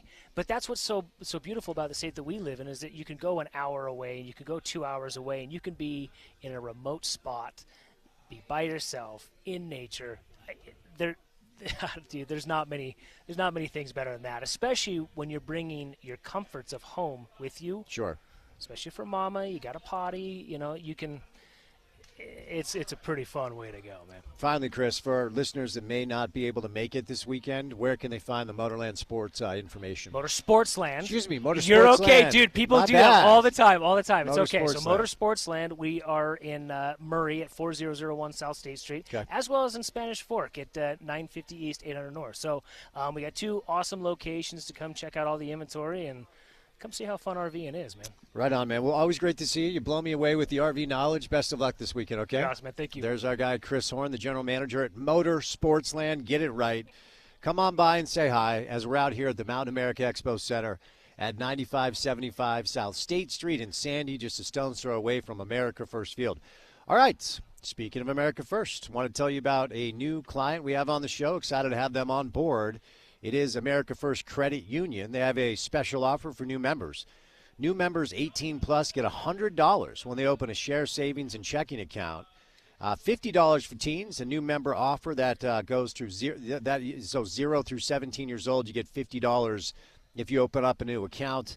You can see AmericaFirst.com for full details or how to apply. Go get some free money with our friends at America First. America First is the official credit union of University of Utah Athletics.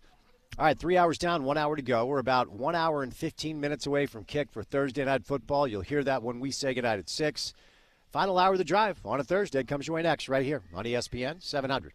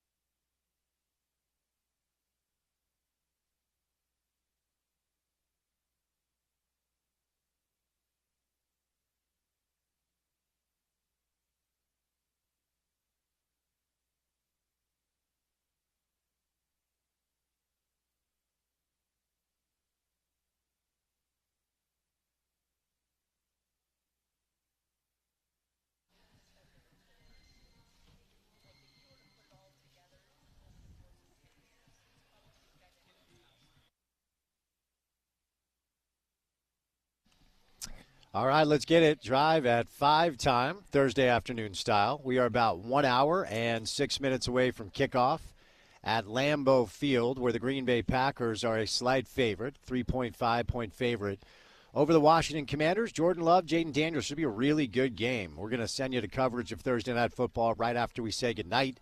You can see it on Amazon Prime. And week 2 of the NFL will get going tonight. You made it. You made it back to NFL football after a tremendously entertaining week 1. Hoping week 2 brings the same. We will see a Super Bowl rematch between the Eagles and the Chiefs and that's at Arrowhead in Kansas City. Kansas City is actually an underdog. The Eagles are favored in that game by 1.5 points. The Eagles beat the Cowboys a week ago. The Chiefs lost to the Chargers a week ago. Your pro football weekend will culminate with Monday Night Football between the Buccaneers and the Texans and the Chargers and the Raiders. More tough news if you are a fan of the San Francisco 49ers. Brock Purdy is expected to maybe miss multiple weeks. He will not play against the Saints, and he's expected to be out 2 to 5 weeks with a foot injury. The Niners, of course, are already without Brandon Ayuk. George Kittle is on the IR. They lost Juwan Jennings as well, so a injury-plagued start of the season for the San Francisco 49ers.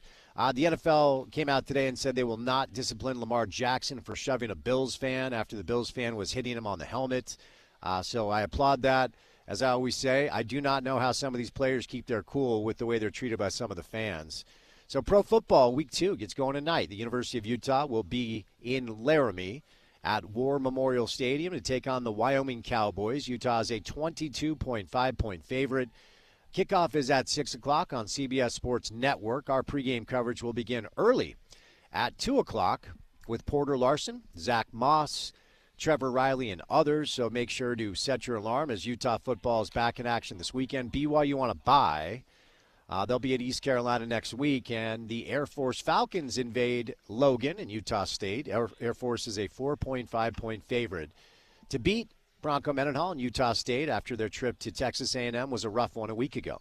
All right, I want to tell you about my friends at Outlaw Distillery. It's the official spirits provider of our ESPN VIP tailgate at each Utah football home game this season. They've got amazing drinks. They've got honey bourbon, vodka spice rum, and coffee rum. Get a taste either at our VIP tailgate this season. Go check out every one of their options at Big Willie's Sports Bar, the official sponsor of the Sean O'Connell Show, and another fantastic partner of ours. Outlaw Distillery, truly a grain-to-glass product forged in the history of the American West. And mark your calendars. This month they're going to be dropping a near hazmat barrel-proof bourbon. Very excited for everybody to try that one. Check out our friends at Outlaw Distillery at outlawdistillery.com and also found at all of their liquor stores. We are live today at the Utah RV Super Show out here at the Mountain America Expo Center, 9575 State Street here in Sandy. We'll go until 9 o'clock tonight. They're going to reopen at 10 a.m. tomorrow. Friday and Saturday, it's 10 a.m. to 10 p.m. Sunday, 10 a.m. to 4 p.m. But if you have time, stop by tonight because it is Family Day, where you and your family can get everybody in for only $10. Now, if you can't get here today, it's $10 per adult, and kids 12 and under get in for free. You can also get 2-for-1 coupons on the Utah RV Super Show website, which is utahrvsupershow.com. All right, we'll catch a quick break. We'll preview the weekend ahead in the world of college football. Big 12 style, Utah, BYU topics with Kyle Bonagura from ESPN on the other side of a quick break on a Thursday drive right here on ESPN 700.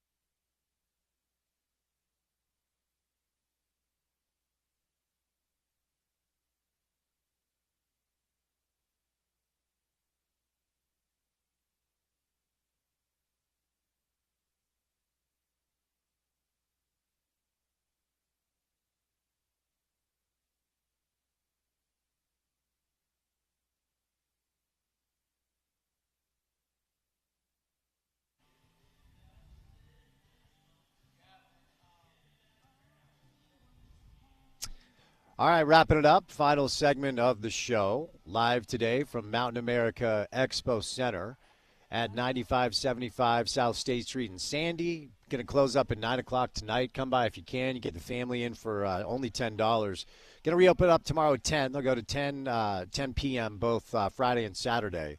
Sunday is 10 a.m. to 4 p.m. So come on by. I always have a good time out here. And a fun show, lively show. We've got some Thursday Night Football for you coming up on the other side after we say goodnight here in just a couple of minutes. It is 9/11. It is the anniversary of 9/11. It's a weird thing to say, the anniversary of such a dark day.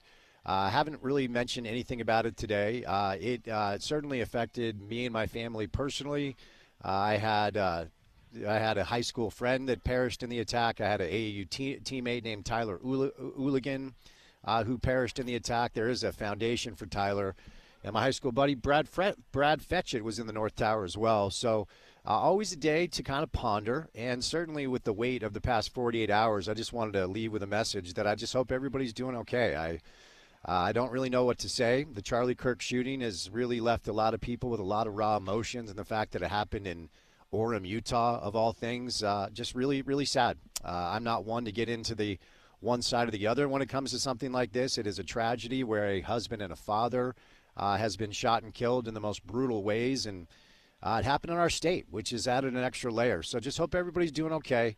Certainly been a heavy 48 hours for all of us and have felt that weight today. So just want to send a lot of love to our community and hope we can find a way to heal and not continue to be as divisive as we have been. The political violence has been really spiking in our country, and the fact that it's hit us in our own backyard has left a real heavy weight for a lot of people. So love everybody that listens to this show. You guys are like family to me, and just want to send that message out to all of you on this Thursday that's felt a lot of heavy for a lot of people. And I'll leave it at that.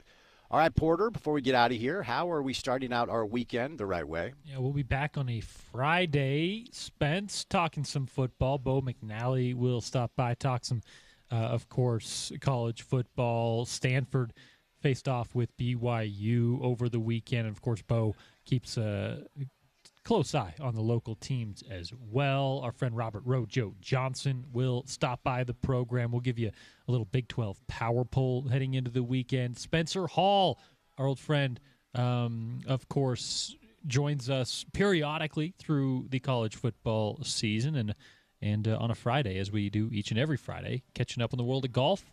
Paul Pugmire. There you go. There you go. The Ryder Cup is right around the corner, so excited for that. There's a tournament this weekend where a lot of the U.S. Ryder Cup guys are going to warm up.